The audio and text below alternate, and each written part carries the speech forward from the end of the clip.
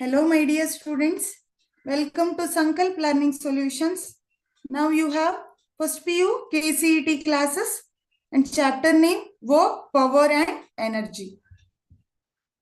See, now last class ಅಲ್ಲಿ ಏನ್ ಮಾಡಿದ್ವಿ ವರ್ಕ್ ಪವರ್ ಎನರ್ಜಿ ಅನ್ನ ಸ್ಟಡಿ ಮಾಡಿದ್ವಿ ಅಲ್ವಾ ಬಟ್ ಏನಾಗಿತ್ತು due to some network issues I am not able to explain the concept clearly so internet issues ಇರೋದ್ರಿಂದ ಏನಾಗಿತ್ತು ಕಾನ್ಸೆಪ್ಟ್ ಅನ್ನ ಸರಿಯಾಗಿ ಎಕ್ಸ್ಪ್ಲೇನ್ ಮಾಡೋಕೆ ಆಗಿರ್ಲಿಲ್ಲ so now our today's class we just see the concept related to work power energy chapter and later we'll discuss about the MCQ questions. Okay, see last class ಅಲ್ಲಿ concept ಹೇಳುವಾಗ ಸ್ವಲ್ಪ ಹೇಳಿದ್ದೆ ಅಲ್ವಾ what is work ಅಂದ್ರೆ ಏನು see work is nothing but in our day to day life daily life ಅಲ್ಲಿ work ಅನ್ನ ಹೇಗೆ ಹೇಳ್ತೇವೆ ಫಿಸಿಕಲ್ ಆರ್ ಮೆಂಟಲ್ ವರ್ಕ್ ಅನ್ನೇ ನಾವು ಕೆಲಸ ಅಂತ ಕರಿತೇವೆ ಅಲ್ವಾ ಅಂದ್ರೆ ಅದು ಫಿಸಿಕಲಿ ಆಗಿರ್ಬಹುದು ಮೆಂಟಲಿ ಆಗಿರ್ಬಹುದು but in physics what is work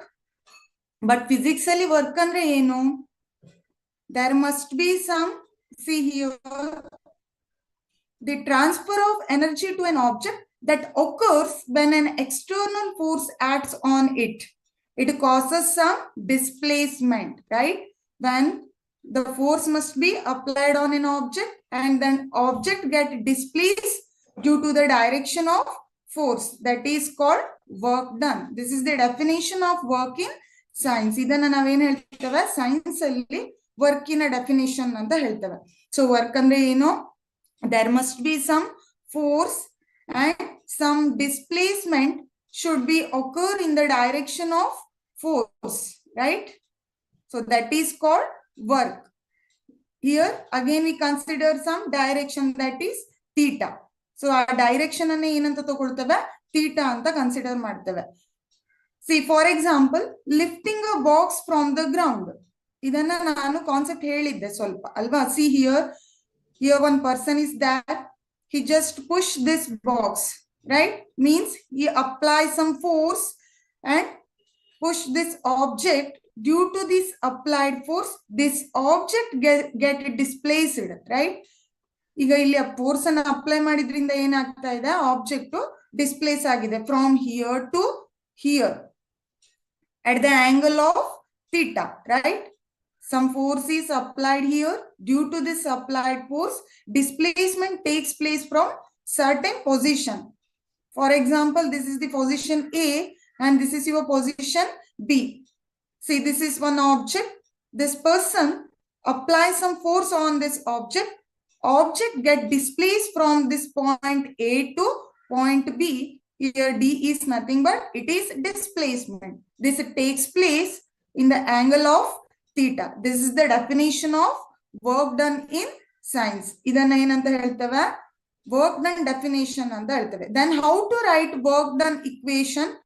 W is equal to FD cos theta. This is the expression for work done in science. This is the expression for work done in science. Work done ಅನ್ನ ಹೇಗೆ ಬರೀತೇವೆ force into displacement due to the angle theta ಅಂತ ಬರೀತೇವೆ. See here W is nothing but work done. Force is nothing but magnitude of applied force. We know that force is a vector quantity, right? Force is a vector quantity. Means what? Vector means it having both magnitude and direction. ಹೌದಾ magnitude ಇರುತ್ತೆ direction ಇರುತ್ತೆ. So that's why we consider here force is a vector quantity. Here D is the displacement and theta is the angle between the direction of force vector and the direction of the displacement vector. So you should remember the equation of work done, that is W is equal to FD cos theta ಅಂತ ಹೇಳ್ತಾರೆ. See here theta value ಮೇಲೆ ಏನಾಗುತ್ತೆ equation change ಆಗುತ್ತೆ. Maximally we use this W is equal to F into D, force into displacement, which gives the expression of work done. See, this is the equation. Then again, we discuss some concept related to this, right? when we can say that work done is positive, when we can consider it is negative, and when will be it becomes 0. When it becomes positive, there must be force and displacements are in the same direction. Force and displacement are same direction. That time we consider it as work done is positive. How it becomes positive? W is equal to FD cos theta. Here, the force and displacement are in the same direction means theta becomes, theta value in agata, theta becomes 0, right? 0 degree. Then what is cos 0? Cos 0 is 1. So, cos 0 1 adre, illi enaitu W is equal to F into D. So, this is the case first. When we can say that work done is positive, the force and displacement are takes place in the same direction. That time we consider work done is positive. When we can say that it is negative, here the applied force and the displacement are in opposite directions. See this W and force F and displacement D both are in opposite direction. This time the theta value is 90 degree. So apply this. W is equal to FD cos 90. What is the value of cos 90? Cos 90 value cos 180, right? Here opposite direction is nothing but it is 180 degree. Opposite andre ಏನು ಹೇಳ್ತವ? Force is like this and displacement should be this direction. So what is the angle? It is exactly 180 degree, right? Okay, what is the value of cos 180? Cos 180 is -1. So finally the expression of work becomes W is equal to minus F into D. That's why here the force and displacement are in opposite direction. Then the work done is negative. When it becomes 0, here both are perpendicular, means the theta is in 90 degree. Then we can say that there is no work is done or work done is equal to 0 anta heltave. Cos 90 value 0. We know that, right? What is the value of cos 90? It is 0. Okay.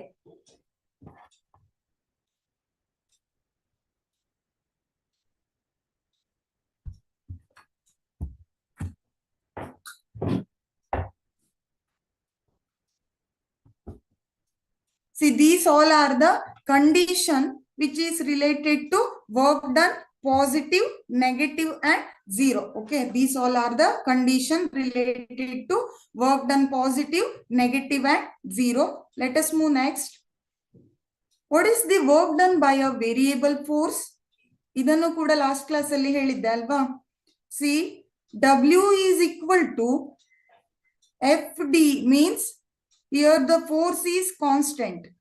This is the equation for constant force. Constant means whether the magnitude is constant or its direction may be constant. We know that force annodu vector quantity, magnitude adru constant irbodu athwa direction adru constant irbodu. Okay. So due to that, we can say that W is equal to F into D is the formula for work done by constant force. When we can say that work done is variable, work done variable ide athwa force variable anta yavag heltave? Variable means, see, the force changes as an object moves, means the work done by a variable force is determined by with the help of this formula. Variable andre, for example, force is initially 5 Newton. Okay, nodi ille diagram kanista ide alva. See this image. This curve shows the force and this is the displacement. This line shows the displacement. So illi ನಾವು ಏನು ಮಾಡ್ತೇವೆ, force ಅನ್ನು continuous ಆಗಿ very ಮಾಡ್ತಾ ಇದ್ದೇವೆ. First you should apply 5 Newton, then it becomes 6 Newton, then it becomes 10 Newton like this. Now the magnitude is different, right? or we can apply the direction of force also different. So ಇಲ್ಲಿ magnitude ಅನ್ನಾದ್ರೂ change ಮಾಡಬಹುದು, direction ಆದ್ರೂ change ಮಾಡಬಹುದು. ಯಾವ್ದನ್ನು change ಮಾಡಿದ್ರು ಅದನ್ನ work done is variable or force is variable ಅಂತ ಹೇಳ್ತೇವೆ. So force variable means the magnitude or direction of force is changes. So ಇಲ್ಲಿ ಮ್ಯಾಗ್ನಿಟ್ಯೂಡ್ ಮತ್ತೆ ಡೈರೆಕ್ಷನ್ ಚೇಂಜ್ ಆಗಿದೆ ಫೋರ್ಸ್ ಇದು ಅಂದ್ರೆ that should be some changes in displacement also. ಹೌದಲ್ವಾ? Force change ಆಗ್ತಾ ಹೋದಾಗ ಡಿಸ್ಪ್ಲೇಸ್ಮೆಂಟ್ ಕೂಡ ಏನಾಗಬೇಕು, ಚೇಂಜ್ ಆಗ್ತಾ ಹೋಗ್ಬೇಕು. There is xi to xf. xi is nothing but initial displacement, xf is the final displacement. So ಈ ಮಧ್ಯ ಏನಿದೆ ಇಲ್ಲೆಲ್ಲ ಡಿಸ್ಪ್ಲೇಸ್ಮೆಂಟ್ ಅನ್ನ ತೋರಿಸ್ತೇವೆ ಈ ಏರಿಯಾದಲ್ಲಿ, ಆಯ್ತಾ? Then how should calculate, how we can say that what is the equation for variable force? Variable force equation ಅನ್ನ ಏನಂತ ಬರೀತೇವೆ? ನೀವು ಮ್ಯಾಥ್ಸ್ ಅಲ್ಲಿ ಸ್ಟಡಿ ಮಾಡಿದೀರಾ ಅಲ್ವಾ? ಒಂದು ಏರಿಯಾದ ಏನ್ ಬೇಕು ನಿಮ್ಗೆ, ಏರಿಯಾದ ವ್ಯಾಲ್ಯೂ ಬೇಕು ಅಂದ್ರೆ ಅಲ್ಲಿ ಏನನ್ನ ಅಪ್ಲೈ ಮಾಡ್ತೇವೆ? Integration. We know that integration and differentiations are two important operations in mathematics, right? So due to the addition, here we consider integration. W is equal to integration x1 to x2. What is this x1 to x2? It shows the position of object, or it is simply displacement. Okay, first ಅಲ್ಲಿ ಎಲ್ಲಿತ್ತು object, end ಅಲ್ಲಿ ಎಲ್ಲಿದೆ ಅನ್ನೋದನ್ನೇ x1 to x2 ಅಂತ ತೋರಿಸಿದ್ದೇವೆ. So equation becomes f of x into dx. This is very important expression for work done by a variable force. Variable force ಅನ್ನ MCQ questions ಅಲ್ಲಿ ಕೇಳ್ತಾರೆ. Sometimes they ask the question. So you should remember this formula. Here W represents the total work done. F of x is the force as a function of position x. x1 is the initial position and x2 is the final position. So ಇಲ್ಲಿ ಫೋರ್ಸಿನ magnitude ಅಥವಾ direction change ಆದಾಗ ಏನಾಗ್ತಾ ಇದೆ, displacement ಕೂಡ change ಆಗಿದೆ. So ಅದರ ಮೇಲೆ ಏನ್ ಮಾಡಿದ್ದೇವೆ, ಇಂಟಿಗ್ರೇಷನ್ ಅನ್ನ ತಗೊಂಡು displacement x1 position to x2 position indicates the initial position and final position of the object. Here f of x is nothing but function of force ಅಂತ ಹೇಳ್ತೇವೆ. ಎಷ್ಟು ಅಮೌಂಟ್ ಆಫ್ ಫೋರ್ಸ್ ಅನ್ನ ಅಪ್ಲೈ ಮಾಡಿದೀರಾ, that is okay. ಇಲ್ಲಿ ತನಕ I think we discussed it in our last classes, right? So signal issue ಇರೋದಕ್ಕಾಗಿ next concept ಅನ್ನ clear ಆಗಿ ಹೇಳೋಕೆ ಆಗಿಲ್ಲ ಅಲ್ವಾ? ಸೊ ಇವತ್ತಿನ ಕ್ಲಾಸ್ ಅಲ್ಲಿ ಏನ್ ಮಾಡೋಣ, ನೆಕ್ಸ್ಟ್ ಕಾನ್ಸೆಪ್ಟ್ ಅನ್ನ ಸ್ಟಡಿ ಮಾಡ್ತಾ ಹೋಗೋಣ. That is spring force. I think this one is also completed, right? Okay, V know that ಎಲ್ರು ಸ್ಪ್ರಿಂಗ್ ಅನ್ನ ನೋಡಿದ್ದೇವೆ ಅಲ್ವಾ? See what is the spring force? This is the force exerted by a spring, that is called spring force. It is the force exerted by a spring when it is stretched or it is compressed. Okay, see, this is the image. It shows the initial situation of the spring. Then you should apply some force and compress that spring. Here the force is applied, right? Okay, force ಅನ್ನ apply ಮಾಡಿ spring ಅನ್ನ ಏನ್ ಮಾಡ್ತಾ ಇದ್ದೀರಾ, compress ಮಾಡ್ತಾ ಇದ್ದೀರಾ. Compress ಆದಾಗ next ಅಲ್ಲಿ ಅದನ್ನ ನಾವು ಏನ್ ಮಾಡ್ತೇವೆ, ಫೋರ್ಸ್ ಅಪ್ಲೈ ಅನ್ನ ತೆಗೆದ್ರೆ ಏನಾಗತ್ತೆ, it comes to again initial position. ಹೌದಾ? ಮೊದ್ಲು ಹೇಗಿತ್ತು ಹಾಗೆ ರೀಗೇನ್ ಆಯ್ತು shape. That force is called restoring force. ಆ ಸ್ಪ್ರಿಂಗ್ ಏನ್ ಅದು ಇಕ್ವಿಲಿಬ್ರಿಯಂಗೆ ವಾಪಸ್ ಬರುತ್ತೋ, ಫೋರ್ಸ್ ಅನ್ನ ಅಪ್ಲೈ ಮಾಡಿ ಕಂಪ್ರೆಸ್ ಮಾಡಿದೀರಾ, ಅಪ್ಲೈ ಮಾಡಿರೋ ಫೋರ್ಸ್ ಅನ್ನ ರಿಮೂವ್ ಮಾಡಿದ್ರೆ ಏನಾಗುತ್ತೆ, ಸ್ಪ್ರಿಂಗ್ ಅಲ್ಲಿ ಒಂದು ಫೋರ್ಸ್ ಇರುತ್ತೆ. That force should be applied in opposite to the applied force. ನಾವೇನ್ ಫೋರ್ಸ್ ಹಾಕಿ ಅದನ್ನ ಕಂಪ್ರೆಸ್ ಮಾಡಿದೇವೋ ಅದಕ್ಕೆ ಆಪೋಸಿಟ್ ಆಗಿ ಏನ್ ಮಾಡುತ್ತೆ, this spring also apply some force. That force is called restoring force. It should be negative, which acts as a negative force due to the applied force. applied force ಗೆ ಏನ್ ಮಾಡುತ್ತೆ, spring force negative ಆಗಿ work ಮಾಡುತ್ತೆ. So ಅಲ್ಲಿ ನಾವು compress ಆಗ್ಲಿಕ್ಕೆ ಏನು force ಅನ್ನ ಅಪ್ಲೈ ಮಾಡಿದೇವೋ ಆ ಫೋರ್ಸ್ ಅನ್ನ ರಿಮೂವ್ ಮಾಡಿದ್ರೆ ಸ್ಪ್ರಿಂಗ್ ಅದರಲ್ಲಿರೋ ಫೋರ್ಸ್, ಸ್ಪ್ರಿಂಗ್ ಫೋರ್ಸ್ ಇಂದ ಏನಾಗುತ್ತೆ, it regain its original position. That force is called restoring force. See, by using Hooke's law, idanna enanta kariteve? Hooke's law anta kariteve. This is the expression for spring force. F is equal to minus K into X. F is equal to minus K into X is the expression of spring force. Here F is a spring force, K is a spring constant, and X is the displacement from spring's equilibrium position. Starting ಅಲ್ಲಿ ಯಾವ position ಅಲ್ಲಿ ಇತ್ತು, next ಅಲ್ಲಿ ನಾವು force ಅನ್ನು apply ಹಾಕಿ compress or expand ಮಾಡಿದಾಗ ಯಾವ ಡಿಸ್ಪ್ಲೇಸ್ಮೆಂಟ್ ಆಗಿದೆ ಅನ್ನೋದನ್ನ ಎಕ್ಸ್ ಅಂತ ತಗೊಳ್ತೇವೆ. Then what is this negative sign indicate? ಇಲ್ಲಿ F is equal to minus K X ಅಂತ ಬರೆದಿದ್ದೇವೆ ಅಲ್ವಾ? What is this negative sign indicates? It indicates that spring force is always acts in opposite direction of the displacement. ಇಲ್ಲಿ negative sign ಏನನ್ನ indicate ಮಾಡುತ್ತೆ? ನಾವು apply ಮಾಡಿರೋ ಫೋರ್ಸಿಗೆ spring force it always acts as a opposite direction. So opposite direction ಅನ್ನ ತೋರಿಸ್ಲಿಕ್ಕೆ ಏನ್ ಮಾಡಿದ್ದೇವೆ ಇಲ್ಲಿ? Here we consider some negative sign. Got clear? Okay, will move next one. Yes, another important concept, that is energy. What is energy? We know that if suppose we would like to make some work, we have some ability, right? We have some ability to do the work. That ability is called energy.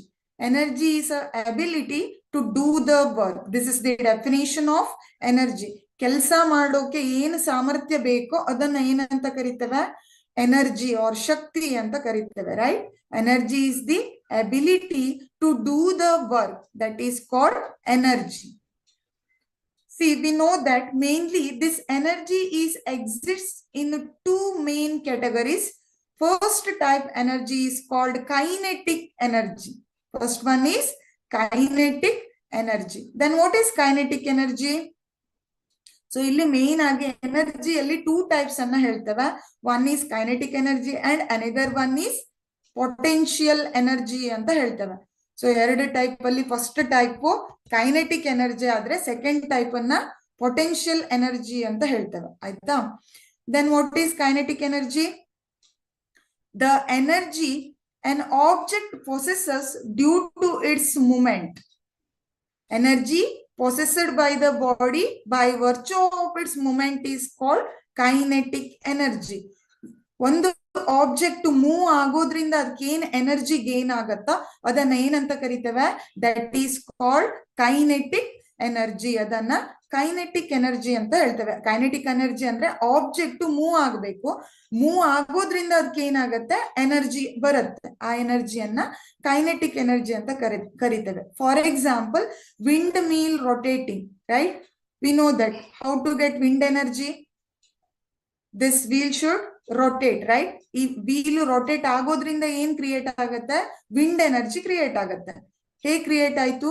Due to the movement of this wheel, right?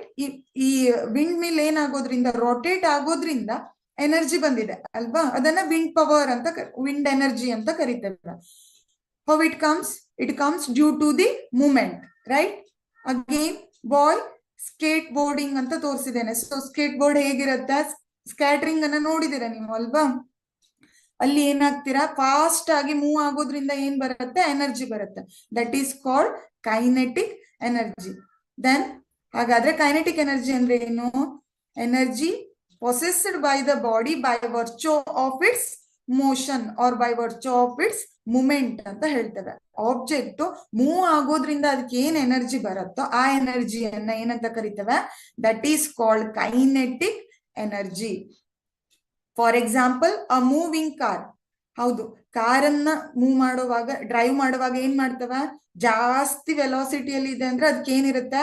It has more kinetic energy. ಅದಕ್ಕೆ ಜಾಸ್ತಿ kinetic energy ಇದೆ ಅಂತ ಹೇಳ್ತೇವೆ. Again flying bird. Then vibrating molecules in a hot object, it gains maximum kinetic energy. These all are the examples of kinetic energy. Mainly, kinetic energy is nothing but it is the energy possessed by the body by virtue of its movement ಅಂತ ಹೇಳ್ತೇವೆ. Body move ಆಗೋದ್ರಿಂದ ಅದಕ್ಕೆ ಏನ್ energy ಬರುತ್ತೋ that is called kinetic energy. Then what is the formula to calculate kinetic energy? Kinetic energy is equal to half mv square. Half mv square ಅನ್ನೋದು formula. Okay. Here m is mass of the object and v is the velocity of the object. m ಅನ್ನೋದು mass of the object ಆದ್ರೆ v ಅನ್ನೋದು velocity of the object ಅಂತ ಹೇಳ್ತಾರೆ. This is the equation of kinetic energy. Then what is the unit of energy? Energy unit ಏನು? We know that energy unit is joule, or simply we can write like J, right? Joule ಅಥವಾ J ಅಂತ ಬರೀತೇವೆ ಅಲ್ವಾ? So ಇಲ್ಲಿ types of ಎನರ್ಜಿಯನ್ನು ಕೂಡ joule ಅಲ್ಲೇ mention ಮಾಡ್ತೇವೆ. It may be kinetic energy or potential energy. The unit of energy is joule. Okay, here kinetic energy is also measured in joules. So next one is second type of energy, that is called potential energy. Second type of energy is called potential energy. Then what is potential energy? See, energy possessed by the body by virtue of its position. So kinetic energy ಅನ್ನ ಏನಂತ ಹೇಳಿದೇವೆ? By virtue of its movement, right? But what is potential energy? It is the energy gained by the body due to its position. So ಒಂದು object ಅದಿರೋ position ಇಂದ ಪಡೆದುಕೊಳ್ಳೋ ಎನರ್ಜಿಯನ್ನ potential energy ಅಂತ ಕರಿತೇವೆ. See mainly we consider here gravitation or ಗ್ರಾವಿಟಿಯನ್ನ consider ಮಾಡಿ ಇಲ್ಲಿ ಏನ್ ಮಾಡ್ತೇವೆ? ಎನರ್ಜಿಯನ್ನ ಬರೀತೇವೆ. See kinetic energy is explained only depends upon the object. Okay, kinetic energy is depend only on object. Object move ಆಗೋದ್ರಿಂದ ಕೈನೆಟಿಕ್ ಎನರ್ಜಿ ಬರುತ್ತೆ. But potential energy, this potential energy, it depends upon object as well as surface. Object depends upon the this energy, potential energy depends upon the object, means object position as well as its surface. So ಇಲ್ಲಿ ಏನ್ ಹೇಳ್ತೇವೆ? Only object ಅನ್ನ ತಗೊಂಡು potential ಎನರ್ಜಿಯನ್ನ ಹೇಳಲ್ಲ. Ground ಏನಿದೆ, surface ಏನಿದೆ ಅನ್ನೋದ್ರ ಮೇಲೆ ಪೊಟೆನ್ಶಿಯಲ್ ಎನರ್ಜಿ ಎಷ್ಟಿದೆ ಅನ್ನೋದನ್ನ ಹೇಳ್ತೇವೆ. ಓಕೆ, ಕೈನೆಟಿಕ್ ಎನರ್ಜಿಯಲ್ಲಿ ಆಬ್ಜೆಕ್ಟ್ ಅನ್ನ ಮಾತ್ರ ನೋಡ್ತೇವೆ. Surface is not important. But in potential energy here we consider both object as well as surface. Okay, see here, first one, potential energy alli gravitational potential energy. This is the energy which is related to object and gravitational force. ಅಂದ್ರೆ ground, ಹೌದಾ? Ground ಅನ್ನ, ground surface ಅನ್ನ consider ಮಾಡಿ ಹೇಳ್ತೇವೆ. This is the equation for potential energy. U is equal to mgh. Here m is the mass of the object and g is the gravity, h is the height of the object. Here we consider height. Height ಜಾಸ್ತಿ ಆಗ್ತಾ ಹೋದಾಗ potential energy ಕೂಡ ಜಾಸ್ತಿ ಆಗ್ತಾ ಹೋಗುತ್ತೆ. That is the meaning. Okay, height ಜಾಸ್ತಿ ಆಗ್ತಾ ಹೋದಾಗ ಆಬ್ಜೆಕ್ಟಿನ ಪೊಟೆನ್ಶಿಯಲ್ ಎನರ್ಜಿ ಕೂಡ ಜಾಸ್ತಿ ಆಗುತ್ತೆ. when height increases, the potential energy of the object is also increased. For example, ಇಲ್ಲಿ ಒಂದು ಅರ್ತ್ ಇದೆ, ಆಯ್ತಾ? ಅರ್ತಿನ ಮೇಲೆ ಒಂದು ಸ್ಟೋನ್ ಇದೆ ಅಂತ ಇಟ್ಕೊಳ್ಳಿ, ಒಂದು ಕಲ್ಲು ಬಿದ್ಕೊಂಡಿದೆ. ನೀವೇನ್ ಮಾಡ್ತೀರಾ? ಈ ಸ್ಟೋನ್ ಅನ್ನ ತಗೊಂಡೋಗಿ ಇಲ್ಲೊಂದು ಟೇಬಲ್ ಇದೆ, ಇದ್ರ ಮೇಲೆ ಇಡ್ತೀರಾ.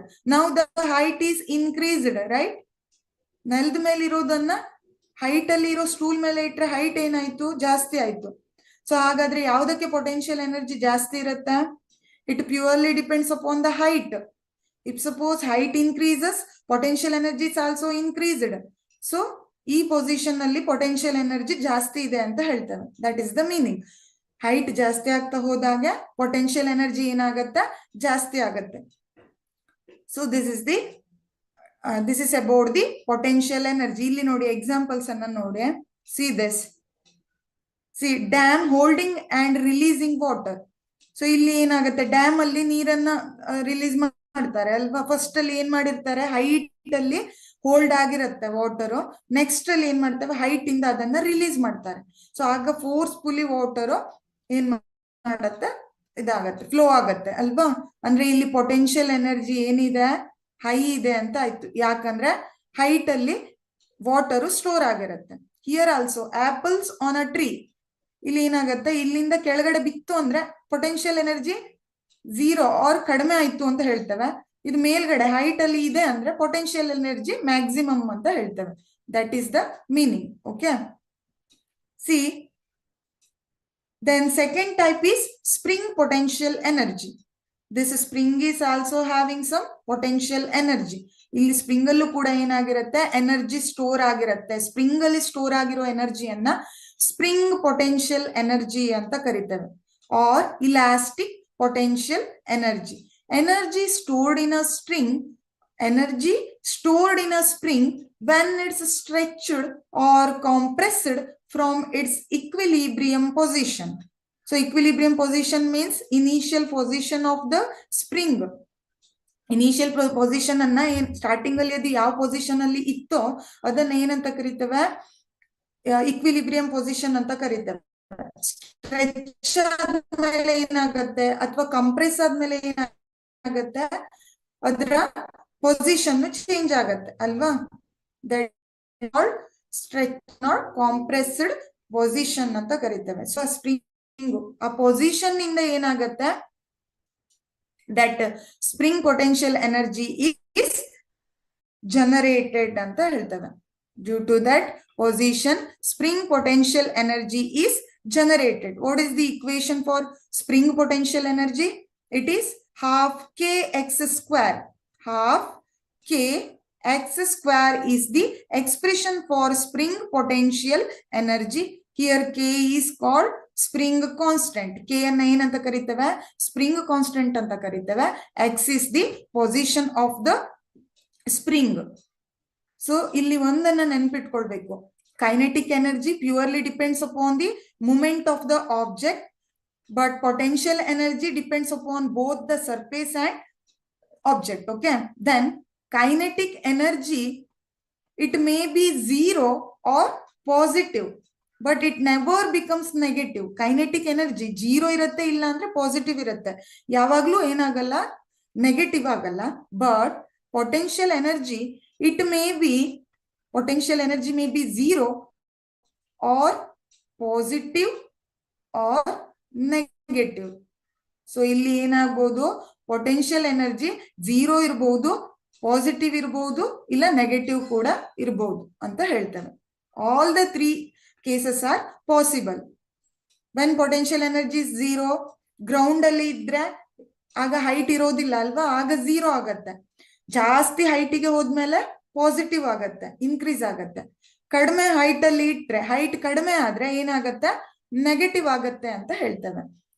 But kinetic energy, object move ಆಗಿಲ್ಲ ಅಂದ್ರೆ 0 ಇರುತ್ತೆ, ಆಬ್ಜೆಕ್ಟ್ ಮೂವ್ ಆಗೋಕೆ ಸ್ಟಾರ್ಟ್ ಆದ್ಮೇಲೆ ಪಾಸಿಟಿವ್ ಆಗುತ್ತೆ. It never becomes 0.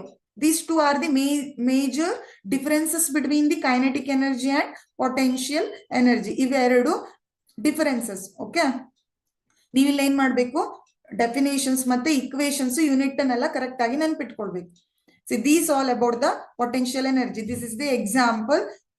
ಇಲ್ಲಿ starting 3 are the example for gravitational potential energy, and these two explains the spring potential energy or elastic potential energy ಅಂತ ಹೇಳ್ತೇವೆ. Okay, we'll move next. Another important concept, that is law of conservation of energy. So idu very very important. Then what is the law of conservation of energy says?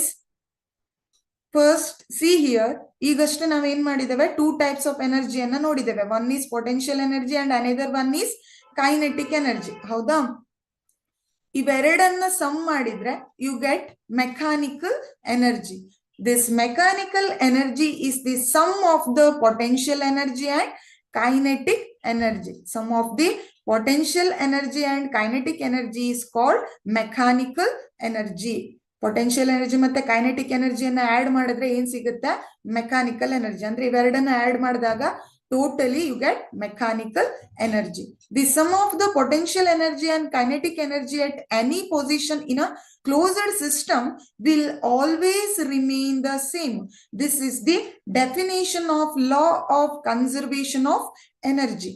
Law of conservation of energy ಅಂದ್ರೆ ಏನು, the sum of the potential energy and kinetic energy at any position in a closed system will always remain same. ಅಂದ್ರೆ ಏನು, potential energy ಮತ್ತೆ kinetic energy some ಏನಿರ್ಬೇಕು, constant ಇರ್ಬೇಕು ಅಂತ ಅರ್ಥ.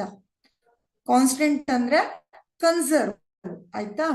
ನೋಡಿ ಇಲ್ಲಿ ಹಾಗಂತೇಳಿ ಹಾಗಾದ್ರೆ potential energy kinetic energy change ಆಗಲ್ವಾ? ಆಗತ್ತೆ. But when the potential energy increases, kinetic energy decreases, right? Or when the potential energy decreases, kinetic energy is increased.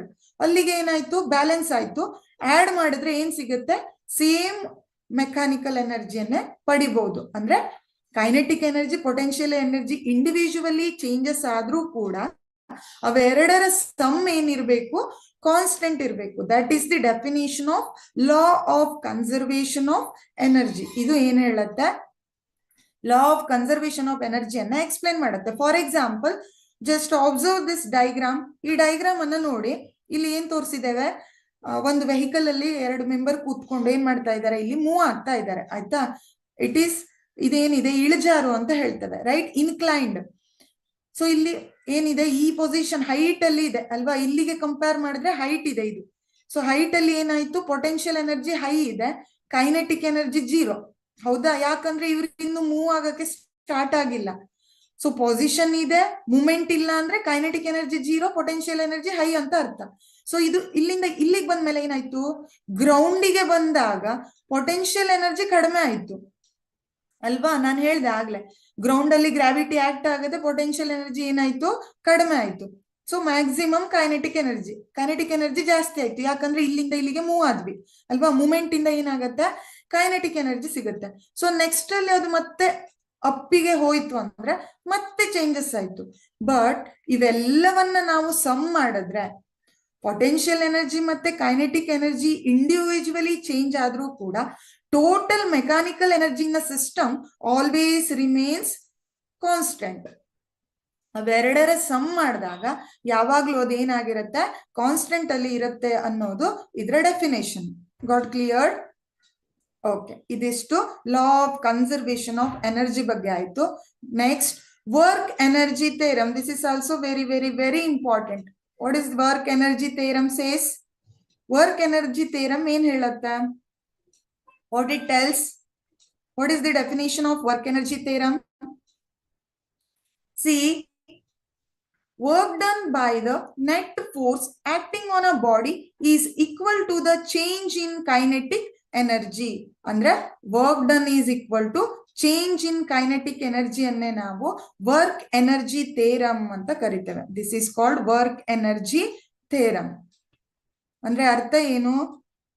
Kinetic energy changes means final kinetic energy minus initial kinetic energy. ಹೌದಾ? ಗೊತ್ತಿದೆ, kinetic energy change ಆಗತ್ತೆ ಬಾಡಿದು. So finally ಏನ್ ಬಂತು ಅದ್ರಲ್ಲಿ ಏನ್ ಮಾಡ್ತೇವೆ, initial kinetic ಎನರ್ಜಿಯನ್ನ ಕಳೆದ್ರೆ ನಮ್ಗೆ ಏನ್ ಸಿಗುತ್ತೆ, total work done. This is called work energy theorem. So what is the statement of work energy theorem? Work done by the net force acting on a body is equal to the change in kinetic energy, that is delta K is equal to change in kinetic energy delta K. Delta K is nothing but Kf minus Ki ಅಂತ ಹೇಳ್ತೇವೆ. So ನಮಗೆ ಗೊತ್ತಿದೆ kinetic energy formula is half mv square. Here v is final velocity. ಇದನ್ನೇ ನಾವು initial velocity ಅಂತ ತಗೊಂಡ್ರೆ ಇದೇನಾಗತ್ತೆ, half M U square. We know that U is initial initial velocity. ಇದು ಗೊತ್ತಿದೆ ಅಲ್ವಾ, ಇದನ್ನ ಕಲ್ತಿದ್ದೇವೆ ಲೀನಿಯರ್ ಇಕ್ವೇಶನ್ಸ್ ಅನ್ನ ಕಲಿಯುವಾಗ. V is called final velocity. V is called final velocity. So K F minus K I means half M V square minus half m u square ಅಂತ ಹೇಳ್ತೇವೆ. This is the equation of work energy theorem. ಹಾಗಾದ್ರೆ work energy theorem ಏನ್ ಹೇಳುತ್ತೆ, total work done is given by change in kinetic energy. Change in kinetic ಎನರ್ಜಿಯನ್ನ ಮಾಡಿದ್ರೆ ನಮ್ಗೆ ಏನ್ ಸಿಗುತ್ತೆ, ವರ್ಕ್ ಡನ್ ಸಿಗುತ್ತೆ ಅನ್ನೋದು definition of work energy theorem. So next last concept of this chapter is collision. What is collision? Collision ಅಂದ್ರೆ ಏನು? Collision word ಕೇಳಿದ್ದೀರಾ? Have you heard this word? I hope. ಹೌದಾ? You might be heard this word. Collision ಅನ್ನೋ word ಅನ್ನ ಕೇಳಿರ್ತೀರಾ. Collision ಕೇಳಲಿಲ್ಲ ಅಂದ್ರು generally accident ಬಗ್ಗೆ ಕೇಳಿರ್ತೀರಾ ಅಲ್ವಾ? ಆಕ್ಸಿಡೆಂಟ್ ಹೇಗಾಗತ್ತ? ಸಿ, ಎರಡು ಆಬ್ಜೆಕ್ಟ್ ಏನಾಗ್ಬೇಕು? ಇಲ್ಲಿ ಒಂದು ವೆಹಿಕಲ್ ಇದೆ, ಇಲ್ಲೊಂದು ವೆಹಿಕಲ್ ಇದೆ, ಹೌದಾ? ಅವೆರಡು ಏನಾಗ್ಬೇಕು? ಕನ್ನಡದಲ್ಲಿ ಡಿಕ್ಕಿ ಹೊಡೆಯೋದು ಅಂತ ಹೇಳ್ತೇವೆ. That is called collision. Here collision is nothing but interaction between the two objects. Collision is nothing but interaction between two objects. ಎರಡು ಆಬ್ಜೆಕ್ಟಿನ ನಡುವೆ ಆಗೋ ಇಂಟರಾಕ್ಷನ್ ಅನ್ನ ಏನಂತ ಕರಿತೇವೆ? ಕೊಲಿಷನ್ ಅಂತ ಕರಿತೇವೆ. ಫಾರ್ ಎಕ್ಸಾಂಪಲ್, ಆಕ್ಸಿಡೆಂಟ್ ಏನಾಗತ್ತೆ? ಸ್ಪೀಡ್ ಅಲ್ಲಿ ಬರೋ ಎರಡು ಆಬ್ಜೆಕ್ಟ್ ಏನಾಗತ್ತೆ? ಕೊಲೈಡ್ ಆಗತ್ತೆ, ರೈಟ್? ಅದನ್ನ ಕೊಲಿಷನ್ ಅಂತ ಕರಿತೇವೆ. This is the simple meaning. Collision is defined as an isolated event in which two or more colliding bodies exert relatively strong forces on each other. ಇಲ್ಲಿ ಏನಾಗತ್ತೆ? ಎರಡು ಅಥವಾ ಎರಡಕ್ಕಿಂತ ಜಾಸ್ತಿ ಆಬ್ಜೆಕ್ಟ್ ರಿಲೇಟಿವ್ಲಿ ಏನಾಗತ್ತೆ? ಕೊಲೈಡ್ ಆಗತ್ತೆ. ಫಾರ್ ಎಕ್ಸಾಂಪಲ್, ನೀವೀಗ ಇಬ್ರು ನಡ್ಕೊಂಡು ಬರ್ತಾ ಇದ್ದೀರಾ ಅಂತ ಇಟ್ಕೊಳ್ಳಿ. ಕೆಲವೊಂದ್ಸಲ ಏನ್ ಮಾಡ್ತೇವೆ? ಬೇರೆ ಎಲ್ಲೋ ನೋಡ್ಕೊಂಡು ನಡ್ಕೊಂಡು ಬರ್ತಾ ಇರ್ತೇವೆ ಅಲ್ವಾ? ಆಗ ಏನಾಗ್ಬಿಡತ್ತೆ? ಮುಂದೆ ಬರ್ತಾ ಇರೋರ್ ಜೊತೆ ಡಿಕ್ಕಿ ಹೊಡಿತೇವೆ ಅಲ್ವಾ? That is called collision. ಅದನ್ನ ಏನಂತ ಕರಿತೇವೆ? ಕೊಲಿಷನ್ ಅಂತ ಕರಿತೇವೆ. Mainly there are two types of collisions. First one is elastic collision and second one is inelastic collision. Collision ನಲ್ಲಿ ಮೇನ್ ಆಗಿ ಟೂ ಟೈಪ್ಸ್ ಇದೆ. ಒಂದು ಇಲಾಸ್ಟಿಕ್ ಕೊಲಿಷನ್ ಆದ್ರೆ second one is inelastic collision ಅಂತ ಹೇಳ್ತೇವೆ. See, ಇಲ್ಲಿ collision ಅನ್ನ ನಾವು one dimension and two dimension ಅಂತ ತಗೊಳ್ಬಹುದು. ಡೈಮೆನ್ಷನ್ಸ್ ಅಂದ್ರೆ ಗೊತ್ತಿದೆ ಅಲ್ವಾ? ನೋಡಿ, ಇದನ್ನ ಬೇರೆ ಬೇರೆ dimension, Y axis, X axis, Z axis, ಇವೆಲ್ಲ ಏನಿದು ಆಕ್ಸಿಸ್, ಬೇರೆ ಬೇರೆ ಆಕ್ಸಿಸ್, ಹೌದಾ? ಸೊ ಡೈಮೆನ್ಷನ್ ಅನ್ನ ಕನ್ಸಿಡರ್ ಮಾಡುವಾಗ ಏನ್ ಮಾಡ್ತೇವೆ? ಆಕ್ಸಿಸ್ ಅನ್ನ ನೋಡ್ತೇವೆ. ಫಾರ್ ಎಕ್ಸಾಂಪಲ್, ಈಗ ಇಲ್ಲಿ ಎರಡು ಆಬ್ಜೆಕ್ಟಿನ ನಡುವೆ ಏನಾಗಿದೆ? ಇದು ಒಂದು ಆಬ್ಜೆಕ್ಟ್ ಮಾಸ್ m1 ಇದೆ, ಇದು ಇನ್ನೊಂದು ಆಬ್ಜೆಕ್ಟ್ ಮಾಸ್ m2 ಇದೆ. These two object get collide. Okay, collision ಆಗಿದೆ. ಆದ್ಮೇಲೆ ಈ ಎರಡು ಆಬ್ಜೆಕ್ಟ್ ಒಂದೇ ಡೈರೆಕ್ಷನ್ ನಲ್ಲಿ ಮೂವ್ ಆದ್ರೆ that is called one dimension. ಅದನ್ನ ಏನಂತ ಕರಿತೇವೆ? ಒನ್ ಡೈಮೆನ್ಷನ್ ಅಂತ ಕರಿತೇವೆ. Two object collide each other. After collision, both these objects are moving in a same direction. ಎರಡು ಆಬ್ಜೆಕ್ಟ್ ಏನಾಗಬೇಕು? ಕೊಲಿಷನ್ ಆದ್ಮೇಲೆ ಒಂದೇ ಡೈರೆಕ್ಷನ್ ಅಲ್ಲೇ ಮೂವ್ ಆಗ್ಬೇಕು. ಆದ್ರೆ ಅದನ್ನ ಒನ್ ಡೈಮೆನ್ಷನ್ ಅಂತ ಕರಿತೇವೆ. If suppose two object are collide each other, but after collision they will move in a different direction, that is called, ಎರಡು ಡೈರೆಕ್ಷನ್ ಅಲ್ಲಿ ಮೂವ್ ಆದ್ರೆ that is called two dimension. ಅದನ್ನ ಏನಂತ? ಬೇರೆ ಬೇರೆ ದಿಕ್ಕಲ್ಲಿ ಅಂತ ಹೇಳ್ತೇವೆ. ಬೇರೆ ಬೇರೆ ದಿಕ್ಕಲ್ಲಿ ಮೂವ್ ಆದ್ರೆ, ಎಷ್ಟು ದಿಕ್ಕಲ್ಲಿ ಮೂವ್ ಆಗಿದೆ? ಎರಡು ದಿಕ್ಕಲ್ಲಿ ಮೂವ್ ಆದ್ರೆ ಟೂ ಡೈಮೆನ್ಷನ್, ಮೂರು ದಿಕ್ಕಲ್ಲಿ ಮೂವ್ ಆದ್ರೆ three dimension, like that. Okay, ಇದು ಡೈಮೆನ್ಷನ್ ಬಗ್ಗೆ ಆಯ್ತು. ಸೊ ಕೊಲಿಷನ್ ಅಂದ್ರೆ ಏನು, ಒನ್ ಡೈಮೆನ್ಷನ್ ಕೊಲಿಷನ್ ಅಂದ್ರೆ ಏನು, ಟೂ ಡೈಮೆನ್ಷನ್ ಕೊಲಿಷನ್ ಅಂದ್ರೆ ಏನು ಅನ್ನೋದನ್ನ ನೋಡಿದ್ವಿ ಅಲ್ವಾ? Then what is elastic collision? ಹಾಗಾದ್ರೆ ಇಲಾಸ್ಟಿಕ್ ಕೊಲಿಷನ್ ಅಂದ್ರೆ ಏನು? What you mean by elastic collision? See, ಇಲ್ಲಿ ಏನಾಗತ್ತೆ ಅನ್ನೋದನ್ನ ನೋಡೋಣ, ಆಯ್ತಾ? A collision between two particles or bodies is said to be elastic if both the linear momentum and kinetic energy of the system remains conserved. ಈಗ ನೋಡಿ, ಇಲ್ಲಿ collision ಆಗ್ಬೇಕು ಅಂದ್ರೆ there must be two objects, right? ಒಂದು object ಇದ್ರೆ collide ಆಗತ್ತಾ? ಇಲ್ಲ. ಇಲ್ಲಿ ಏನ್ ಬೇಕು? ಎರಡು ಆಬ್ಜೆಕ್ಟ್ ಬೇಕು. ಸೊ ಅವುಗಳಿಗೆ ಏನಿರುತ್ತೆ? ಮಾಸ್ ಇರುತ್ತೆ. ಒಂದು m1 ಆದ್ರೆ ಇನ್ನೊಂದೇನು m2, ಹೌದಾ? ಹಾಗೆ ಅವುಗಳಿಗೆ ಏನಿರುತ್ತೆ? ವೆಲಾಸಿಟಿ ಕೂಡ ಇರುತ್ತೆ. ಅಂದ್ರೆ v1 v2 ಅಥವಾ u1 u2 ಅಂತ ಹೇಳ್ತೇವೆ. ಇನಿಷಿಯಲ್ ವೆಲಾಸಿಟಿ ಮತ್ತೆ ಫೈನಲ್ ವೆಲಾಸಿಟಿ. ಸೊ ಇವು ಏನಾಗ್ಬೇಕು? ಕೊಲೈಡ್ ಆಗಿ ಕೊಲಿಷನ್ ಆದ್ಮೇಲೆ, ಆಫ್ಟರ್ ಕೊಲಿಷನ್ ಆದ್ಮೇಲೆ ಅವುಗಳಿಗೆ ಏನಿರುತ್ತೆ? ಮೊಮೆಂಟಮ್ ಇರುತ್ತೆ ಅಲ್ವಾ? ಆಗೋ ಮುಂಚೆ ಕೈನೆಟಿಕ್ ಎನರ್ಜಿನೂ ಇರುತ್ತೆ, ಮೊಮೆಂಟಮು ಇರುತ್ತೆ. ಸೊ ಕೊಲಿಷನ್ ಆದ್ಮೇಲೆ ಲೀನಿಯರ್ ಮೊಮೆಂಟಮ್ ಮತ್ತೆ kinetic energy, momentum and kinetic energy same ಇದ್ರೆ, momentum and kinetic energy same ಇದೆ ಅಂದ್ರೆ ಅದನ್ನ ನಾವು ಏನಂತ ಕರಿತೇವೆ, that is called elastic collision. ಎರಡು ಬಾಡಿ ಏನಾಗ್ತಾ ಇದೆ, ಕೊಲೈಡ್ ಆಗ್ತಾ ಇದೆ. After collision, that both body having same momentum before collision and same kinetic energy before collision. Collision ಆಗೋ ಮುಂಚೆ ಏನು ಮೊಮೆಂಟಮ್ ಕೈನೆಟಿಕ್ ಎನರ್ಜಿ ಇತ್ತೋ, ಕೊಲಿಷನ್ ಆದ್ಮೇಲೂ ಕೂಡ ಏನಾಗತ್ತೆ, ಸೇಮ್ ಮೊಮೆಂಟಮ್ ಮತ್ತೆ ಕೈನೆಟಿಕ್ ಎನರ್ಜಿ ಇರುತ್ತೆ. ಕೈನೆಟಿಕ್ ಎನರ್ಜಿ ಲಾಸ್ ಆಗೋದಿಲ್ಲ. That is called elastic collision. For example, collision between atomic particles and marble balls and like this. So ಇವೆಲ್ಲವನ್ನ ನಾವು ಎಕ್ಸಾಂಪಲ್ ಆಗಿ ಕೊಡ್ಬಹುದು. ಕೊಲಿಷನ್ ಬಿಟ್ವೀನ್ ಆಟೋಮಿಕ್ ಪಾರ್ಟಿಕಲ್ಸ್, ಎರಡು ಆಟಮ್ಸ್ ಇದೆ ಅಂತ ಇಟ್ಕೊಳ್ಳಿ, ಅವುಗಳ ನಡುವೆ ಕೊಲಿಷನ್ ಆಗತ್ತೆ. ಕೊಲಿಷನ್ ಆಗಿ ಏನಾಯ್ತು, ಮುಂಚೆ ಕೊಲಿಷನ್ ಆಗೋ ಮುಂಚೆ ಮೊಮೆಂಟಮ್ ಏನಿತ್ತೋ ಕೊಲಿಷನ್ ಆದ್ಮೇಲೂ ಅಷ್ಟೇ ಇರತ್ತೆ.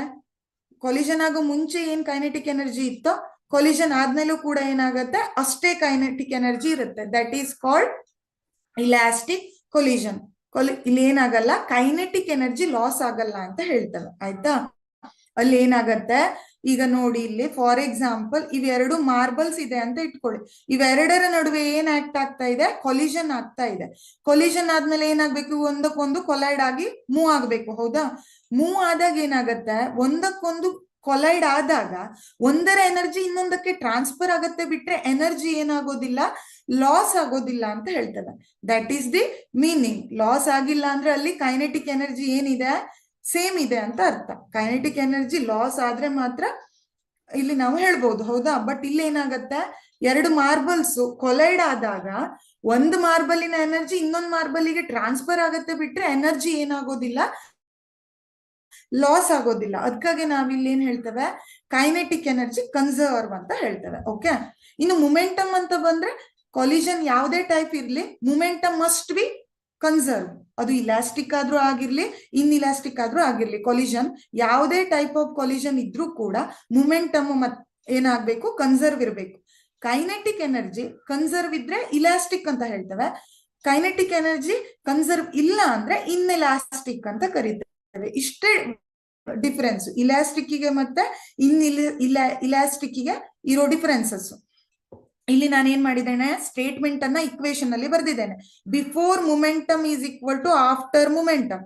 m1u1 ಪ್ಲಸ್ m2u2 ಅನ್ನೋದು ಬಿಫೋರ್ ಮೊಮೆಂಟಮ್ ಆದ್ರೆ ಈಸ್ ಈಕ್ವಲ್ ಟು ಏನಾಯ್ತು, ಆಫ್ಟರ್ ಮೊಮೆಂಟಮ್. ಅಂದ್ರೆ ಇಲ್ಲಿ ಮೊಮೆಂಟಮ್ ಏನಿದೆ, ಕನ್ಸರ್ವ್ ಇದೆ ಅಂತ ಹೇಳ್ತೇವೆ. ಇಲ್ಲೂ ಕೂಡ conservation of kinetic energy means before kinetic energy is equal to after kinetic energy. Before kinetic energy is equal to after kinetic energy ಅಂತ ಹೇಳ್ತೇನೆ. ಹೇಗೆ ಅಂತ ಈಗ ಎಕ್ಸಾಂಪಲ್ ಅಲ್ಲಿ ಎಕ್ಸ್ಪ್ಲೇನ್ ಮಾಡಿದೆ ಅಲ್ವಾ? We'll move next one. Inelastic collision. What is this inelastic collision? Same again, here two body get collide each other. ಇಲ್ಲೂ ಕೂಡ ಏನಾಗತ್ತೆ, ಎರಡು ಬಾಡಿಗಳ ನಡುವೆ ಇಂಟರಾಕ್ಷನ್ ಆಗತ್ತೆ. Interaction takes place. Okay, that is called collision. But inelastic collision ಅಂತ ಹೇಗೆ ಹೇಳ್ತೇವೆ? Here only the linear momentum of the system is conserved, but kinetic energy is not conserved. ಇಲ್ಲಿ ಏನಾಗತ್ತೆ, ಲೀನಿಯರ್ ಮೊಮೆಂಟಮ್ ಮಾತ್ರ ಕನ್ಸರ್ವ್ ಇರುತ್ತೆ, kinetic energy ಏನಾಗೋದಿಲ್ಲ, conserve ಇರೋದಿಲ್ಲ. ಅಂದ್ರೆ ಕೈನೆಟಿಕ್ ಎನರ್ಜಿ ಈಸ್ ಚೇಂಜ್ಡ್. ಅಂದ್ರೆ ಕೊಲಿಷನ್ ಆಗೋ ಮುಂಚೆ ಏನ್ ಕೈನೆಟಿಕ್ ಎನರ್ಜಿ ಇತ್ತೋ ಕೊಲಿಷನ್ ಆದ್ಮೇಲೆ ಕೈನೆಟಿಕ್ ಎನರ್ಜಿ ಅಷ್ಟೇ ಇರೋದಿಲ್ಲ, ಕೆಲವೊಂದ್ಸಲ ಲಾಸ್ ಆಗತ್ತೆ ಅಂತ ಹೇಳ್ತೇವೆ. That is the definition of inelastic collision. ಇದೊಂದೇ ಡಿಫರೆನ್ಸ್ ಇಲಾಸ್ಟಿಕ್ಗೆ ಇನ್ ಇಲಾಸ್ಟಿಕ್ಗೆ. Both type of collisions means in elastic collision and inelastic collision momentum is conserved, but only that kinetic energy differs. Kinetic energy ಅನ್ನ change ಆಗೋದ್ರ ಮೇಲೆ elastic ಮತ್ತೆ ಇನ್ಇಲಾಸ್ಟಿಕ್ ಅಂತ ಹೇಳ್ತೇವೆ. ಆಯ್ತಾ? ಹಾಗಾದ್ರೆ ಇದನ್ನ ಇಲ್ಲಿ ಹಾಗಾದ್ರೆ ಕೈನೆಟಿಕ್ ಎನರ್ಜಿ ಚೇಂಜ್ ಅಂದ್ರೆ ಅರ್ಥ ಏನು? See these two are the, ಇಲ್ಲಿ ನಾನು ಒಂದು ಡೈಗ್ರಾಮ್ ಅನ್ನ ತೋರಿಸಿದ್ದೇನೆ ಅಲ್ವಾ? ಅಬ್ಸರ್ವ್ ದಿಸ್ ಪಿಕ್ಚರ್ ಕಾಣಿಸ್ತಾ ಇದೆಯಾ? ಏನಿದೆ ಇಲ್ಲಿ? ಎರಡು ಆಬ್ಜೆಕ್ಟ್ ನಡುವೆ ಕೊಲಿಷನ್ ಆಗಿದೆ. ಹೌದಾ? ಆಬ್ಜೆಕ್ಟ್ ಯಾವುದೇ ಇರ್ಲಿ, ಎಕ್ಸಾಂಪಲ್ ಕೊಟ್ಟಿದ್ದು ಅದು. ಎರಡು ವೆಹಿಕಲ್ ನಡುವೆ ಕೊಲಿಷನ್ ಆಗಿದೆ. ಕೊಲಿಷನ್ ಆದ್ಮೇಲೆ ಏನಾಯ್ತು, ಒಂದು ವೆಹಿಕಲ್ ಇದ್ರ ಮೇಲೆ ಓವರ್ಲ್ಯಾಪ್ ಆಗಿ ಬಿದ್ದಿದೆ. ಹೌದಾ? ಓವರ್ಲ್ಯಾಪ್ ಆಗ್ಬೇಕು ಅಂತಿಲ್ಲ, ಒಂದ್ ವೆಹಿಕಲ್ ಒಂದ್ ಕಡೆ, ಇನ್ನೊಂದ್ ವೆಹಿಕಲ್ ಇನ್ನೊಂದ್ ಕಡೆ ಬೀಳುತ್ತೆ ಅಂದ್ಮೇಲೆ ಒಂದ್ ವೆಹಿಕಲ್ನ ಸ್ಪೀಡ್ ಏನಾಯ್ತು, ಚೇಂಜ್ ಆಯ್ತು ಅಲ್ವಾ. ಎರಡು ವೆಹಿಕಲ್ ಸ್ಪೀಡು ಚೇಂಜ್ ಆಗತ್ತೆ ಅಂದ್ಮೇಲೆ ಏನ್ ಚೇಂಜ್ ಆಗಿದೆ ಅಂತ ಆಯ್ತು, ಸ್ಪೀಡ್ ಚೇಂಜ್ ಆಯ್ತು ಅಂದ್ಮೇಲೆ ಕೈನೆಟಿಕ್ ಎನರ್ಜಿ ಕೂಡ ಏನಾಯ್ತು, ಚೇಂಜ್ ಆಯ್ತು ಅಂತ ಹೇಳ್ತೇವೆ. ಆರ್ ಈ ಎಕ್ಸಾಂಪಲ್ ಅನ್ನು ಕೂಡ ಹೇಳ್ಬಹುದು, a wet mud ball hitting a wall and sticking. So ಈಗ ನೀವ್ ಏನ್ ಮಾಡ್ತಾ ಇದ್ದೀರಾ, ಮಣ್ಣಿನ ಗೋಡೆಯನ್ನ ನೋಡಿದೀರಾ ಅಲ್ವಾ, ಅಲ್ಲಿ ಒಂದು ಬಾಲ್ ಅನ್ನ ತಗೊಂಡು ಮಣ್ಣಿನ ಗೋಡೆಗೆ ಹೊಡೆದ್ರೆ ಏನಾಗತ್ತೆ, ಅದು ಅದಕ್ಕೆ ಸ್ಟಿಕ್ ಆಗ್ಬಿಡತ್ತೆ ಅಲ್ವಾ. ಆ ಗೋಡೆ ಏನಿದೆ ವೆಟ್ಟಿದೆ ಅಂತ ಇಟ್ಕೊಳ್ಳಿ, ಬಾಲ್ ಅನ್ನ ಎಸ್ದಿದ್ದೀರಾ, ಅದು ಹೋಗಿ ಏನಾಯ್ತು ಅಲ್ಲಿ ಸ್ಟಿಕ್ ಆಯ್ತು. ಸ್ಟಿಕ್ ಆದ ಕೂಡ ಒಂದ್ಸಲ ಸೌಂಡ್ ಬರುತ್ತೆ ಅಲ್ವಾ, ಸಣ್ಣ ಸೌಂಡ್ ಬರುತ್ತೆ. What is that, kinetic energy. ಅಲ್ಲಿ ಏನಾಗಿದೆ, ಎನರ್ಜಿ ಫಾರ್ಮ್ ಚೇಂಜ್ ಆಗತ್ತೆ. ಆ ಸೌಂಡ್ ಅನ್ನ ಏನ್ ಹೇಳ್ತೇವೆ, ಸೌಂಡ್ ಎನರ್ಜಿ ಆಗಿ ಕನ್ವರ್ಟ್ ಆಯ್ತು, ಎನರ್ಜಿ ಕೈನೆಟಿಕ್ ಎನರ್ಜಿ ಲಾಸ್ ಆಯ್ತು ಅಂತ ಹೇಳ್ತೇವೆ. That is the meaning. Okay, ಹಾಗಾದ್ರೆ inelastic collision is nothing but it is the collision takes place between the two objects, but the object having linear momentum is conserved, but kinetic energy is not conserved. That is the definition of inelastic collision. According to this definition, we can write like this.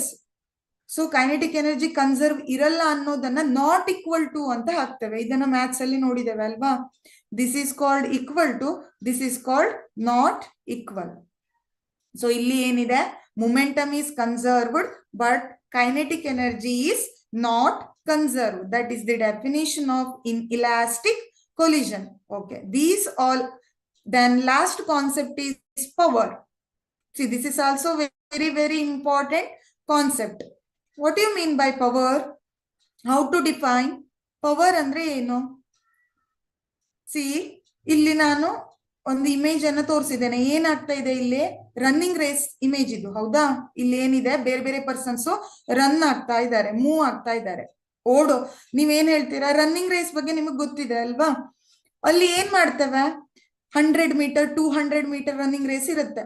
So ಅಲ್ಲಿ ಏನ್ ಮಾಡ್ತೇವೆ, ಒಂದು particular time ಅಲ್ಲಿ ಯಾರು ಆ distance ಅನ್ನ reach ಮಾಡ್ತೇವೋ ಅವರಿಗೆ ಜಾಸ್ತಿ ಪವರ್ ಇದೆ, ಅವರು ಫಸ್ಟ್ ಪ್ರೈಸ್ ಅಂತ ಹೇಳ್ತೇವೆ ಅಲ್ವಾ. ಇಲ್ಲಿ we consider first time and another one is work.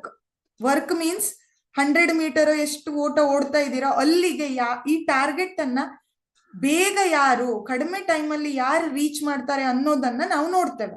That is called power. ಅದನ್ನ ಏನಂತ ಕರಿತೇವೆ, ಪವರ್ ಅಂತ ಕರಿತೇವೆ. Power is defined as the rate at which work is done or energy is transferred. This is the definition of work, or simply you can say that power is nothing but it is rate of change of work done.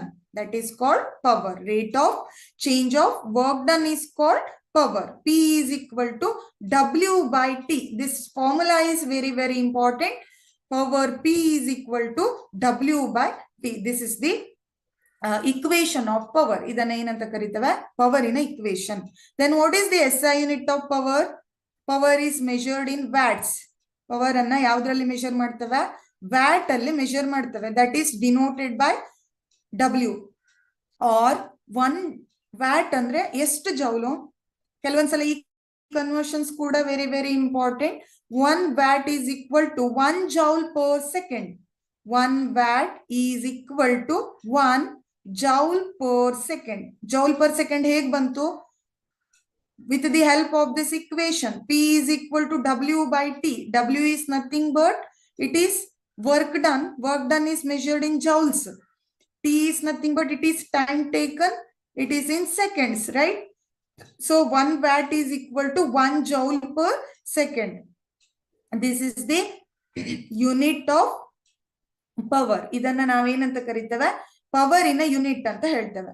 Example, a 100 watt light bulb uses more energy per second and is brighter than a 40 watt bulb. ಇಲ್ಲಿ ಏನ್ ಮಾಡಿದ್ದಾರೆ, ಬೇರೆ ಬೇರೆ power R power ಇರೋ bulb ಅನ್ನ consider ಮಾಡಿದ್ದೇವೆ. ಒಂದ್ bulb ಇದು 100 ವ್ಯಾಟ್ ಇದೆ, ಇನ್ನೊಂದು ಬಲ್ಬ್ ಇದು 40 ವ್ಯಾಟ್ ಇದೆ.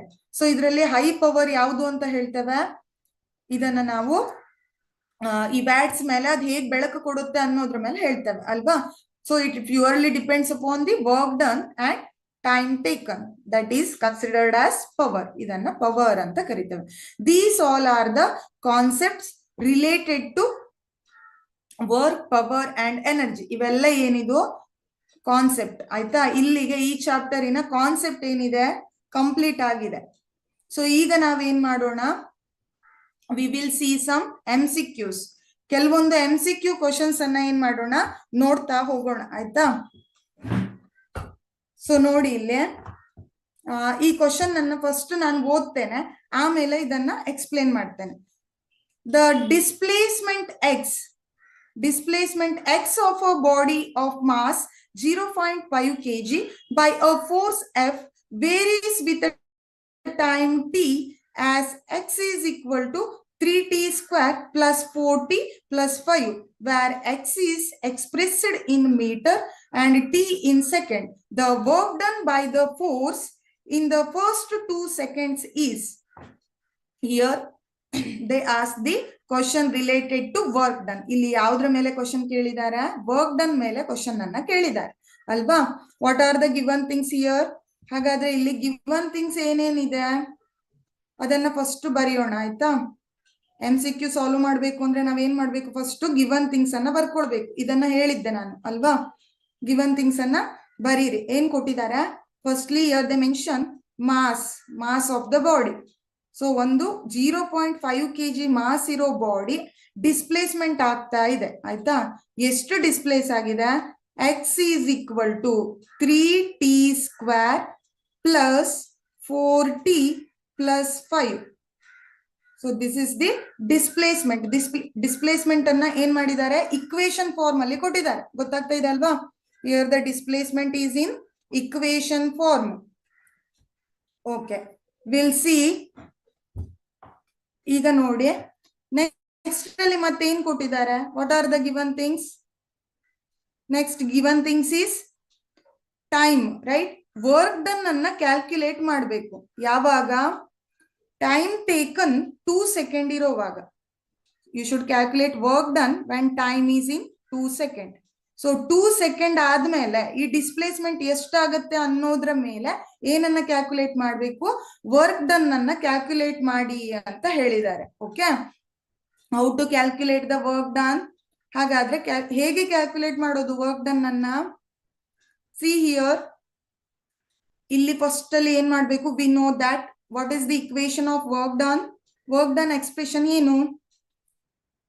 So work done W. ಇಲ್ಲಿ ಥೀಟಾವನ್ನ ನಾವು ಕನ್ಸಿಡರ್ ಮಾಡಲ್ಲ, ಯಾಕಂದ್ರೆ ಆಂಗಲ್ ಆಫ್ ಡಿಸ್ಪ್ಲೇಸ್ಮೆಂಟ್ ಅನ್ನ ಕೊಟ್ಟಿಲ್ಲ ಹೌದಾ. W is equal to force into displacement ಅಂತ ಹೇಳ್ತಾರೆ. ಡಿಸ್ಪ್ಲೇಸ್ಮೆಂಟ್ ಅನ್ನ D ಅಂತ ಕೂಡ ತಗೊಳ್ಬಹುದು, X ಅಂತ ಕೂಡ ತಗೊಳ್ಬಹುದು. Both are considered as displacements. Okay, ಅವೆರಡನ್ನು ಕೂಡ ನಾವು ಏನಂತ ಹೇಳ್ತೇವೆ, ಡಿಸ್ಪ್ಲೇಸ್ಮೆಂಟ್ ಅಂತಾನೆ ಹೇಳ್ತೇವೆ. ಇಲ್ಲಿ ನೋಡಿ, ಸಿ ಇಲ್ಲಿ ಫೋರ್ಸ್ ವ್ಯಾಲ್ಯೂ ಕೊಟ್ಟಿದ್ದಾರಾ. No, we don't know about force here.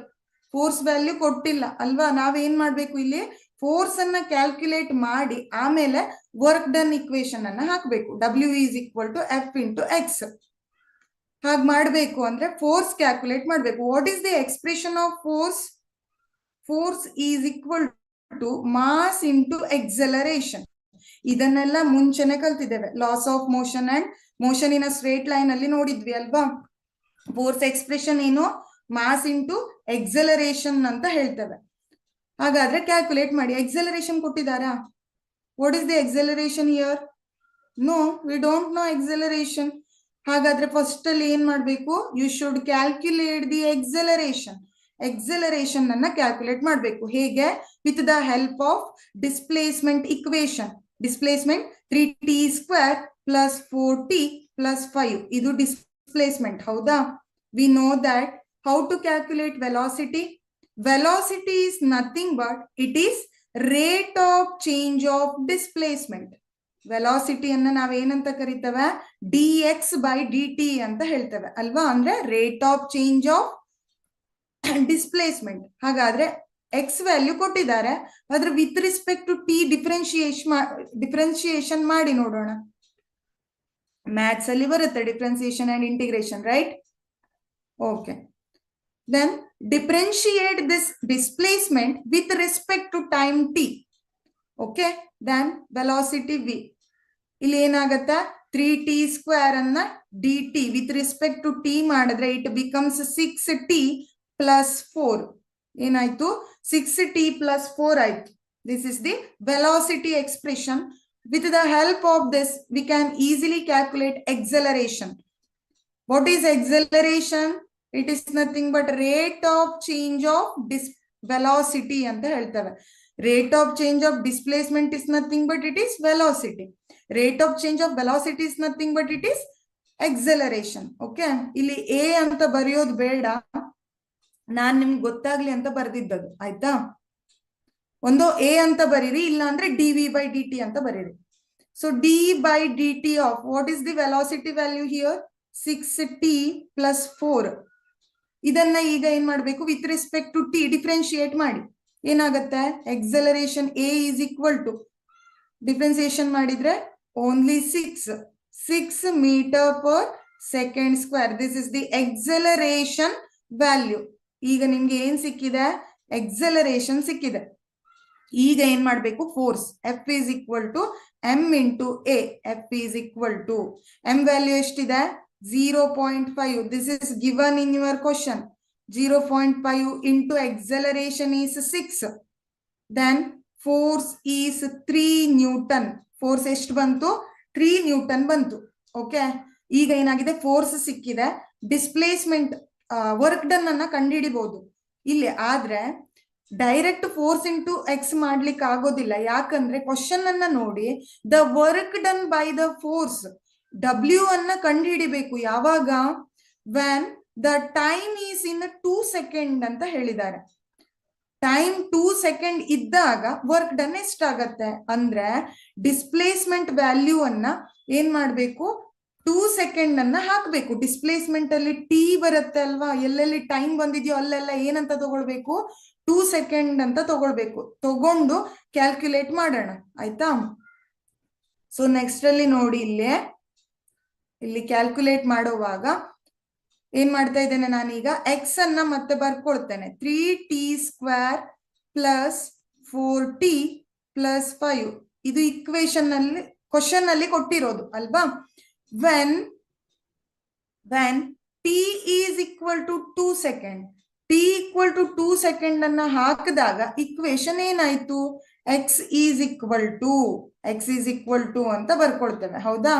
x equal to ಏನಾಗತ್ತೆ expression? x is equal to 3 into t ಜಾಗದಲ್ಲಿ 2 ಹಾಕಬೇಕು. 2² ಪ್ಲಸ್, ಸೊ ಇಲ್ಲಿ ಸ್ವಲ್ಪ wait, I will write. So ಇಲ್ಲಿ ಕಂಜೆಸ್ಟೆಡ್ ಆಗತ್ತೆ, ಒಂದ್ ನಿಮಿಷ.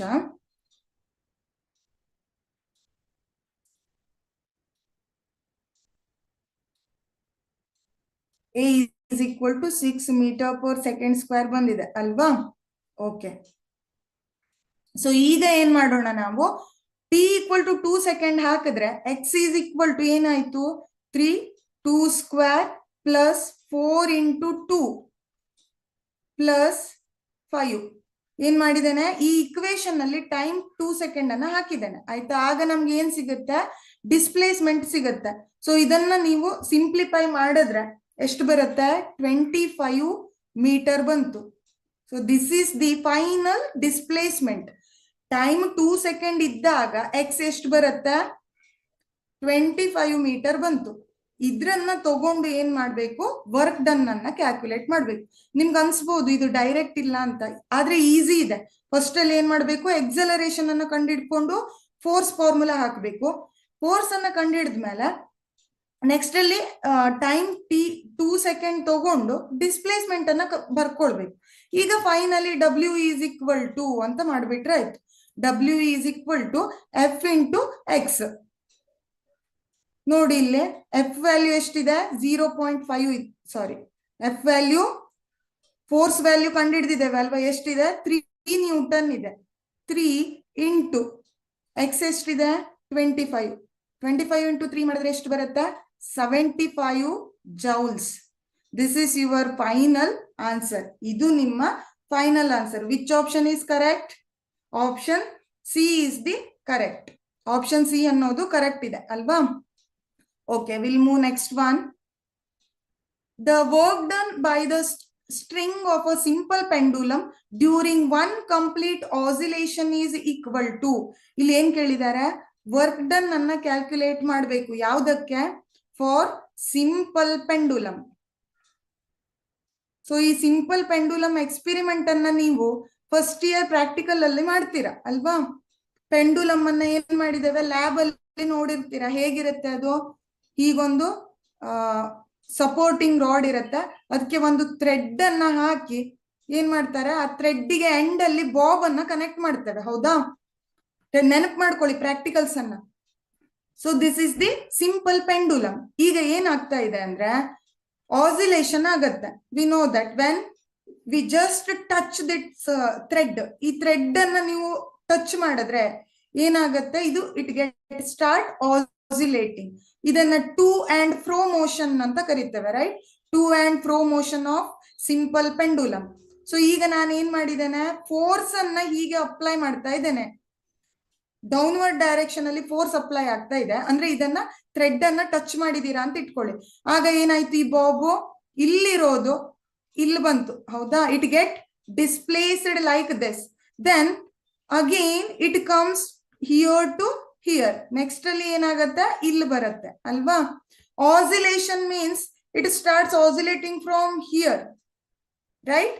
ಸೊ ಅಂದ್ರೆ ಏನಾಯ್ತು, ಇದನ್ನ ಇಕ್ವಿಲಿಬ್ರಿಯಂ ಅಂತ ಇಟ್ಕೊಂಡ್ರೆ, ಇದನ್ನ ಇಕ್ವಿಲಿಬ್ರಿಯಂ ಅಂತ ಇಟ್ಕೊಂಡ್ರೆ, ಇಕ್ವಿಲಿಬ್ರಿಯಂ ಪೊಸಿಷನ್ ಆದ್ರೆ ಇದೇನಾಗತ್ತೆ, ಟು ಅಂಡ್ ಫ್ರೋ ಮೋಷನ್ ಆಗಿ ಮತ್ತೆ ಇಕ್ವಿಲಿಬ್ರಿಯಂಗೆ ಬರುತ್ತೆ. ಅದನ್ನ ನಾವು ಒನ್ ಕಂಪ್ಲೀಟ್ ಆಸಿಲೇಷನ್ ಅಂತ ಹೇಳ್ತೇವೆ. ಇದನ್ನ ಡೀಟೇಲ್ ಆಗಿ ಪ್ರಾಕ್ಟಿಕಲ್ ಅಲ್ಲಿ ಹೇಳ್ತಾರೆ ಅಲ್ವಾ?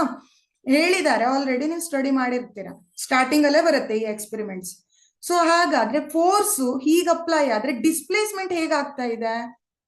ಫೋರ್ಸ್ ಹೀಗೆ ಅಪ್ಲೈ ಆದ್ರೆ ಡಿಸ್ಪ್ಲೇಸ್ಮೆಂಟ್ ಹೀಗಾಗ್ತಾ ಇದೆ. ಹೌದಾ? Literally they are in perpendicular direction. Force and displacement both are in perpendicular ಅಂತ ಹೇಳ್ತೇವೆ. ಎರಡು ಏನಿದೆ, ಪರ್ಪೆಂಡಿಕ್ಯುಲರ್ ಆಗಿದೆ. ಪರ್ಪೆಂಡಿಕ್ಯುಲರ್ ಅಂದ್ರೆ ತೀಟ ಎಷ್ಟು?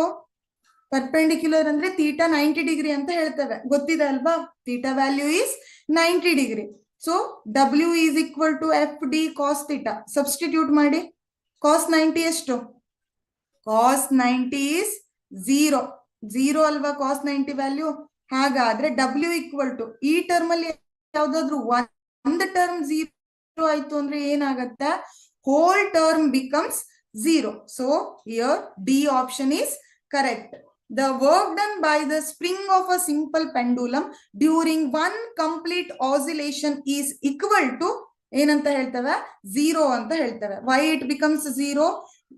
Because here force applied to that pendulum is perpendicular to that displacement ಅಂತ ಹೇಳ್ತೇವೆ.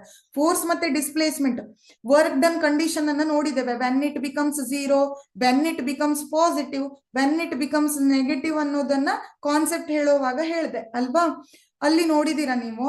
ಸೊ ಎರಡು ಪರ್ಪೆಂಡಿಕ್ಯುಲರ್ ಡೈರೆಕ್ಷನ್ ನಲ್ಲಿ ಅಥವಾ ಆಪೋಸಿಟ್ ಡೈರೆಕ್ಷನ್ ಅಲ್ಲಿ ಇದೆ ಅಂದ್ರೆ, ಸಾರಿ ಆಪೋಸಿಟ್ ಆಗಲ್ಲ, ಪರ್ಪೆಂಡಿಕ್ಯುಲರ್ ಆಗತ್ತೆ. ಆಯ್ತಾ? ಪರ್ಪೆಂಡಿಕ್ಯುಲರ್ ಡೈರೆಕ್ಷನ್ ಅಲ್ಲಿ ಇದೆ ಅಂದ್ರೆ ಅರ್ಥ theta is exactly 90 degree. So substitute ಮಾಡಿ ನೋಡ್ಬಹುದು. W is equal to F D cos theta formula ನೆನ್ಪಿಟ್ಕೊಂಡು ಹಾಕಿದ್ರೆ ಆಯ್ತು. Cos 90 value 0, we know that. Okay, so work done ಎಷ್ಟು ಬಂತು?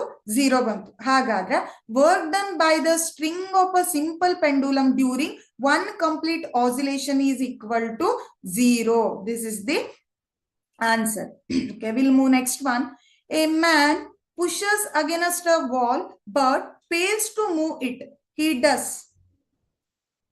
See, ಇಲ್ಲಿ ಏನ್ ಮಾಡ್ತಾ ಇದ್ದಾನೆ, ಒಂದು ಪರ್ಸನ್ ಒಂದು ವಾಲ್ ಅನ್ನ ಏನ್ ಮಾಡ್ತಾ ಇದ್ದಾನೆ ಅಂದ್ರೆ ಪುಷ್ ಮಾಡ್ತಾ ಇದ್ದಾನೆ. Okay, here one person is there. Here one person is there. He start to push this wall. Okay, start to push this wall, but he fails to move. ಈ wall ಅನ್ನ ತಳ್ಳುತ್ತಾ ಇದ್ದಾನೆ, ಆದ್ರೆ ಏನಾಗ್ತಾ ಇಲ್ಲ, ಅದು ಮುಂದಕ್ಕೆ ಹೋಗ್ತಾ ಇಲ್ಲ ಅಥವಾ ಹಿಂದಕ್ಕೂ ಬರ್ತಾ ಇಲ್ಲ. Means no displacement. ಅಂದ್ರೆ ಅರ್ಥ ಏನು, ಇಲ್ಲಿ ಡಿಸ್ಪ್ಲೇಸ್ಮೆಂಟೇ ಆಗ್ತಾ ಇಲ್ಲ ಅಂತ ಆಯ್ತು. ಹೌದಾ? ಹಾಗಾದ್ರೆ he does means work done ಏನಾಗತ್ತೆ, In science, we know that there must be some force and displacement exert. Okay, ಎರಡು ಇರಬೇಕು, ಫೋರ್ಸ್ ಅಪ್ಲೈ ಆಗಬೇಕು, ಅದಕ್ಕೆ ಡೈರೆಕ್ಷನ್ ನಲ್ಲಿ ಡಿಸ್ಪ್ಲೇಸ್ಮೆಂಟ್ ಕೂಡ ಆಗಬೇಕು, ಅಂದ್ರೆ ಮಾತ್ರ ವರ್ಕ್ ಡನ್ ಆಯ್ತು ಅಂತ ಹೇಳ್ತದೆ. But here only force is there, force is applied but no displacement. ಇಲ್ಲೇನಾಗತ್ತೆ, ಫೋರ್ಸ್ ಅನ್ನ ಹಾಕಿ ಪುಷ್ ಮಾಡಿದಾನೆ ವಾಲ್ ಅನ್ನ, ಆದ್ರೆ ಡಿಸ್ಪ್ಲೇಸ್ಮೆಂಟ್ ಆಗ್ತಾ ಇಲ್ಲ, displacement 0. Then what about work done? Work done is also 0 ಅಂತ ಹೇಳ್ತೇವೆ. ಡಿಸ್ಪ್ಲೇಸ್ಮೆಂಟ್ 0 ಇದ್ರೂ ವರ್ಕ್ ಡನ್ 0 ಆಗುತ್ತೆ, ಫೋರ್ಸ್ 0 ಇದ್ರೂ ವರ್ಕ್ ಡನ್ 0 ಆಗುತ್ತೆ. ಫೋರ್ಸ್ ಮತ್ತೆ ಡಿಸ್ಪ್ಲೇಸ್ಮೆಂಟ್ ಪರ್ಪೆಂಡಿಕ್ಯುಲರ್ ಡೈರೆಕ್ಷನ್ ಅಲ್ಲಿ ಇದ್ರೂ ಕೂಡ ಏನಾಗತ್ತೆ, ವರ್ಕ್ 0 ಆಗತ್ತೆ ಅಂತ ಹೇಳ್ತೇವೆ. ಹಾಗಾದ್ರೆ ಆಪ್ಷನ್ ಎ ಆಗಲ್ಲ ಅಲ್ವಾ?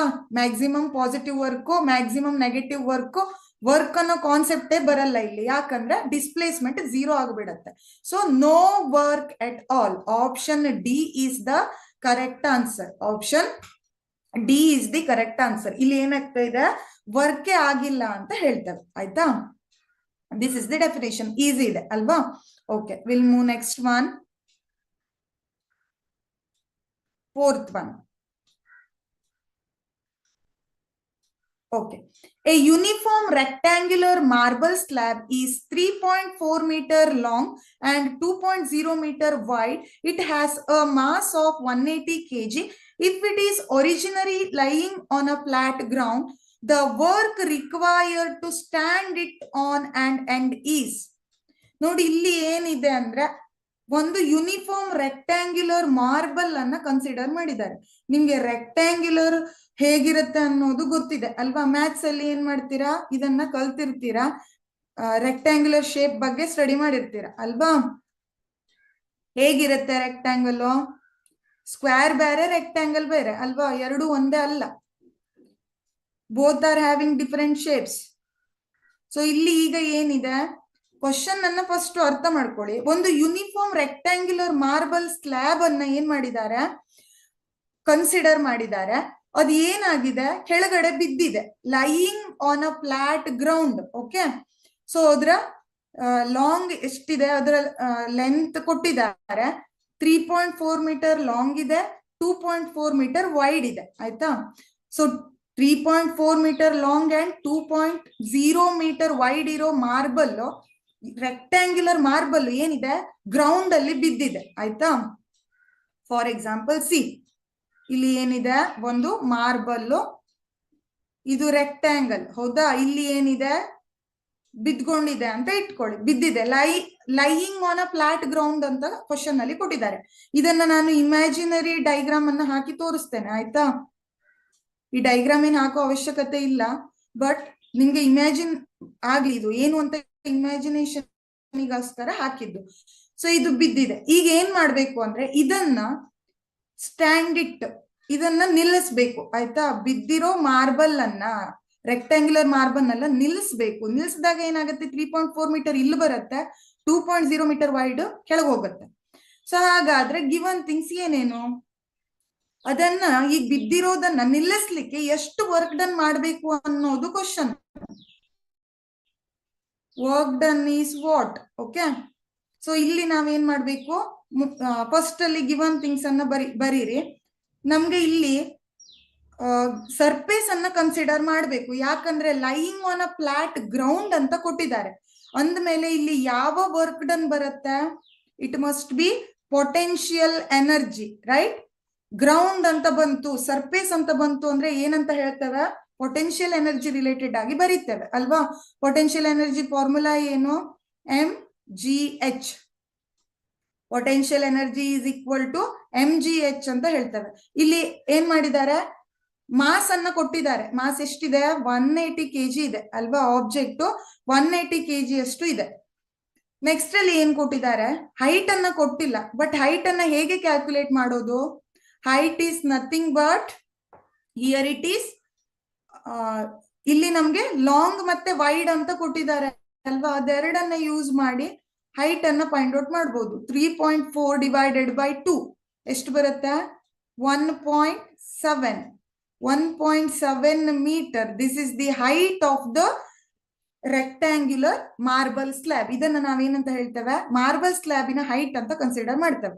ಹಾಗಾದ್ರೆ ಹೈಟ್ ಸಿಕ್ಕಿದೆ, ಗ್ರಾವಿಟಿ ಕಾನ್ಸ್ಟೆಂಟ್ ವ್ಯಾಲ್ಯೂ ಇರುತ್ತೆ ಅಲ್ವಾ. ಗ್ರಾವಿಟಿಯನ್ನ ಎಷ್ಟಂತ ತಗೊಳ್ತೇವೆ, generally constant value is 9.8 metre per second square. ಕೆಲವೊಂದು ಕ್ವಶನ್ ನಲ್ಲಿ ಗ್ರಾವಿಟಿ 10 ಅಂತ ಅವರೇ ಕೊಡ್ತಾರೆ, ಅವ್ರು ಕೊಟ್ರೆ ಮಾತ್ರ ಅದನ್ನ 10 ಅಂತ ತಗೊಳ್ಳಿ, ಇಲ್ಲ ಅಂದ್ರೆ 9.8 ಮೀಟರ್ ಪರ್ ಸೆಕೆಂಡ್ ಸ್ಕ್ವೇರ್. ಈ ಕ್ವಶನ್ ನಲ್ಲಿ ಕೊಡ್ಲಿಲ್ಲ ಅಲ್ವಾ ಗ್ರಾವಿಟಿಯನ್ನ, ಸೊ ಕಾನ್ಸ್ಟೆಂಟ್ ವ್ಯಾಲ್ಯೂ 9.8 ಅನ್ನ ತಗೊಳ್ಬೇಕು. ಮಾಸ್ ವ್ಯಾಲ್ಯೂ ಕೊಟ್ಟಿದ್ದಾರೆ, ಗ್ರಾವಿಟಿ ಬರೀತೇವೆ, ಹೈಟ್ ಅನ್ನ ಕ್ಯಾಲ್ಕುಲೇಟ್ ಮಾಡಿದ್ದೇವೆ. ಈಗ ಏನ್ ಮಾಡಿ, MGH ಫಾರ್ಮುಲಾವನ್ನ ಹಾಕಿ, potential energy or work done W is equal to MGH. then substitute. ಈಗ ಇಲ್ಲಿ ಸಬ್ಸ್ಟಿಟ್ಯೂಟ್ ಮಾಡ್ತಾ ಹೋಗಿ, W is equal to mass ಎಷ್ಟಿದೆ 180 ಇಂಟು ಗ್ರಾವಿಟಿ 9.8 ಇಂಟು ಹೈಟ್ 1.7. ಎಷ್ಟು ಬರುತ್ತೆ answer?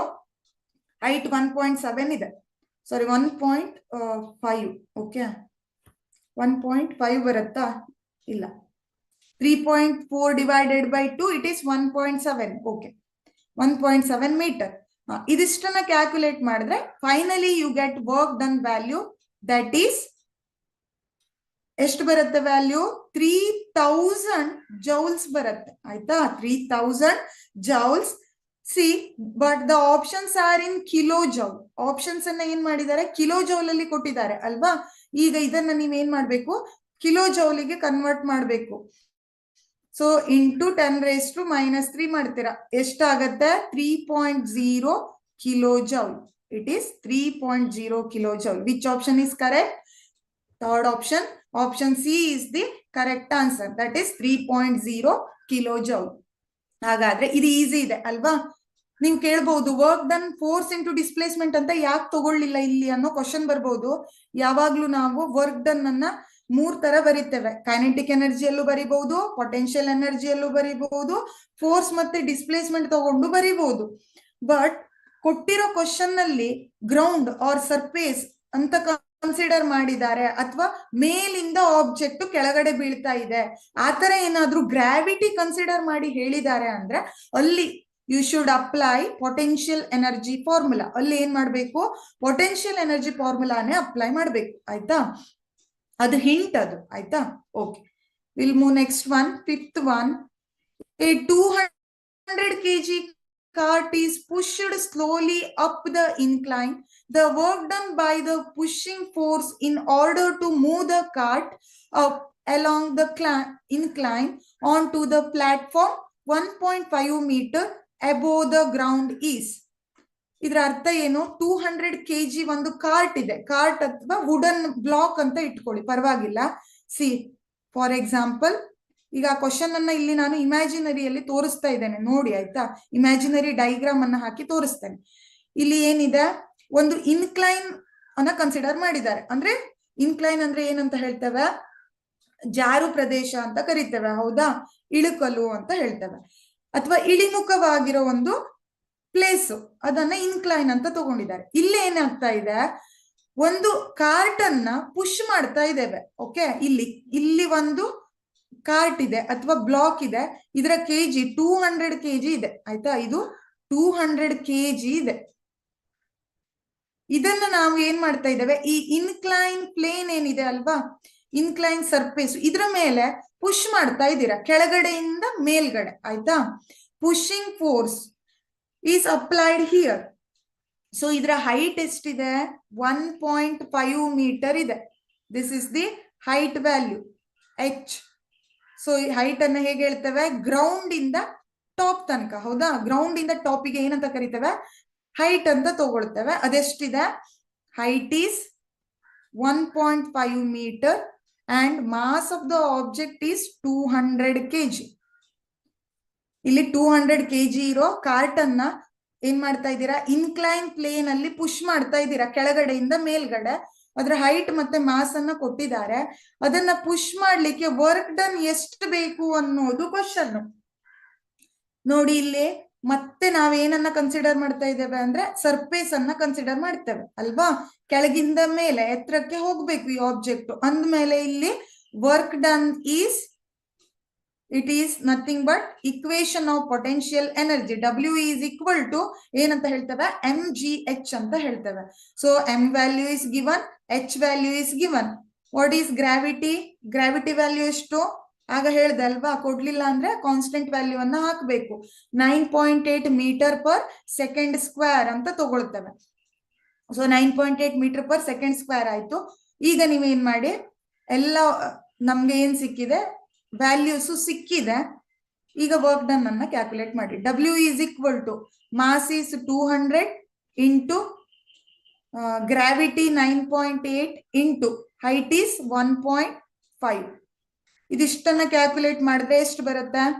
W is equal to 2940 ಬರುತ್ತೆ. 2940 ಜೌಲ್ಸ್. ನೋಡಿ ಅಲ್ಲಿ option are in kilojoules. So it becomes W is equal to 2.94 kilo joule.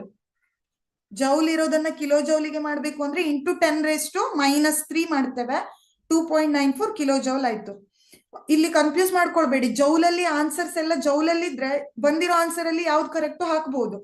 ಎಲ್ಲದನ್ನು ಏನ್ ಮಾಡಿದ್ದಾರೆ ಆಪ್ಷನ್ಸ್ ಅಲ್ಲಿ, they are asking in kilojoules. So ಇದನ್ನ ನೀವೇನ್ ಮಾಡ್ಬೇಕು, ಜೌಲಲ್ಲಿ ಇರೋದನ್ನ ಕಿಲೋ ಜೌಲಿಗೆ ಕನ್ವರ್ಟ್ ಮಾಡಿ ಬರ್ದ್ರೆ ಆಯ್ತು. So which option is correct? Option B is the correct answer. Option B ಏನಿದೆ ಕರೆಕ್ಟ್ ಇದೆ. Okay, will move next one. Last question of our today's session. Okay, ಇವತ್ತಿನ ಕ್ಲಾಸಿನ ಕೊನೆಯ ಕ್ವಶನ್ ಅನ್ನ ನೋಡೋಣ. A body of mass 1 kg is thrown upwards with a velocity 20 meter per second. It momentarily comes to rest after attaining a height of 18 meter. Energy loss due to air friction. ಇಲ್ಲಿ ಏನ್ ಕೇಳಿದ್ದಾರೆ, energy loss ಆಗತ್ತೆ. ಯಾಕಂದ್ರೆ ಮತ್ತೆ ಇಲ್ಲಿ ಏನಾಗ್ತಾ ಇದೆ, ಒಂದು ಬಾಡಿಯನ್ನ ಅಪ್ವರ್ಡ್ ಅಲ್ಲಿ ಥ್ರೋನ್ ಮಾಡಿದ್ದಾರೆ. Right, consider this is one body. Okay, ಈಗ ಇದೊಂದು ಆಬ್ಜೆಕ್ಟ್, ಕಲ್ಲು ಅಂತ ಇಟ್ಕೊಳ್ಳಿ. ಕಲ್ಲನ್ನ ಏನ್ ಮಾಡ್ತಾ ಇದ್ದೀರಾ, ಮೇಲ್ಗಡೆ ಎಸಿತಾ ಇದ್ದೀರಾ. ಈ ಹೈಟಿಗೆ ಏನ್ ಮಾಡ್ತಾ ಇದ್ದೀರಾ, ಎಸಿತಾ ಇದ್ದೀರಾ. ಇದರ ಮಾಸ್ ಎಷ್ಟಿದೆ, 1 kg ಇದೆ. ಸೊ 1 kg body mass or 1 kg mass of a body is thrown upwards with a velocity of 20 meter per second. Velocity ಎಷ್ಟಿದೆ, 20 meter per second ಇದೆ. V is 20 meter per second and mass is 1 kg. So it momentarily come to rest after attaining a height. Height ಅನ್ನೋದು h is equal to 18 meter. ಇಲ್ಲಿ ಏನಿದೆ, ಈ object ಅನ್ನ ಎಸಿತಾ ಇದ್ದೀರಾ ಮೇಲ್ಗಡೆ upward direction ಅಲ್ಲಿ.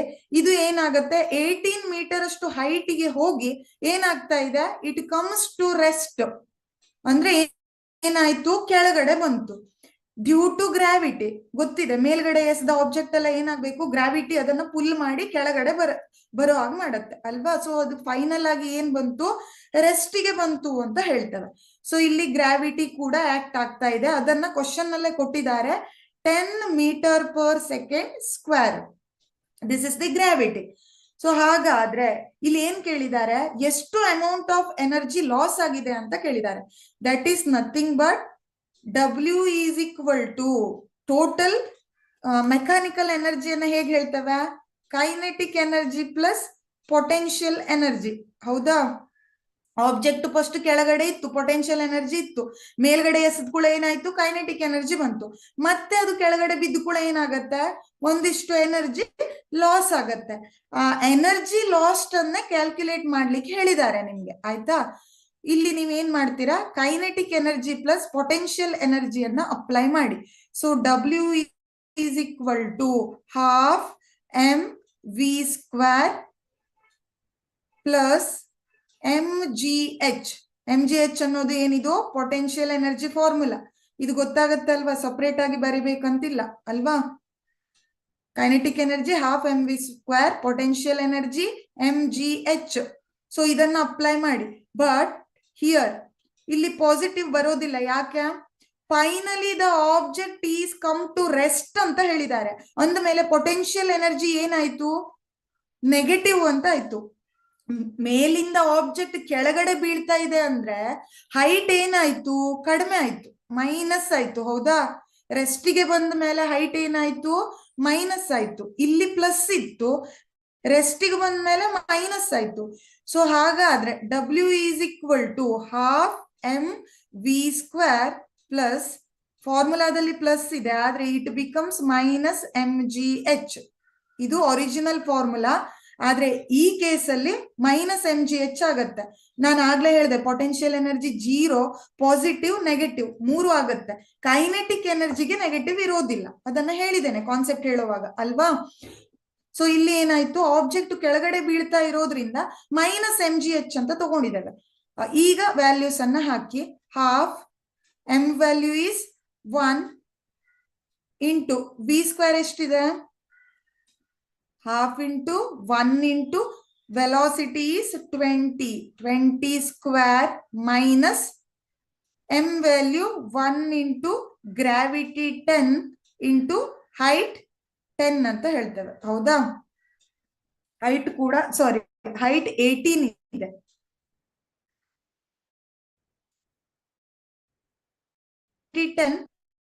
ಈಗ ಇದನ್ನ ಸಬ್ಸ್ಟಿಟ್ಯೂಟ್ ಮಾಡಿ ಇದನ್ನ ಸಿಂಪಲ್ ಮಾಡಿದ್ರೆ 200 ಮೈನಸ್ 180 ಬರುತ್ತೆ ಇದ್ರ value. So W is equal to 200 minus 180, W is equal to 20 joules. This is the final answer. Option A is the correct answer. 20 joule. 20 joule ಅನ್ನೋದು correct answer. Got clear? So ಇಲ್ಲಿ generally mechanical energy formula ಇದು, ಆದ್ರೆ object ಕೆಳಗಡೆ ಬೀಳ್ತಾ ಇದೆ, ರೆಸ್ಟಿಗೆ ಬರುತ್ತೆ ಅಂತ ಹೇಳಿದ್ದಾರೆ. ಸೊ ಪೊಟೆನ್ಶಿಯಲ್ ಎನರ್ಜಿ ಏನಾಯ್ತು? ನೆಗೆಟಿವ್ ಆಗತ್ತೆ. ಹಾಗಾಗಿ ಇಲ್ಲಿ ನೆಗೆಟಿವ್ ತಗೊಂಡಿದ್ದೇನೆ. ಪ್ಲಸ್ ಮೈನಸ್ ಮೈನಸ್ ಆಗತ್ತೆ, ಇದು ಗೊತ್ತಿದೆ ಆಪರೇಷನ್ಸ್ ಮ್ಯಾಥ್ಸ್ ಅಲ್ಲಿ ಅಲ್ವಾ? So finally you get 20 joule. ಇಲ್ಲಿ ಏನಾಯ್ತು? 20 ಜೌಲ್ ಅಷ್ಟು ಆನ್ಸರ್ ಬಂತು. This is the answer of the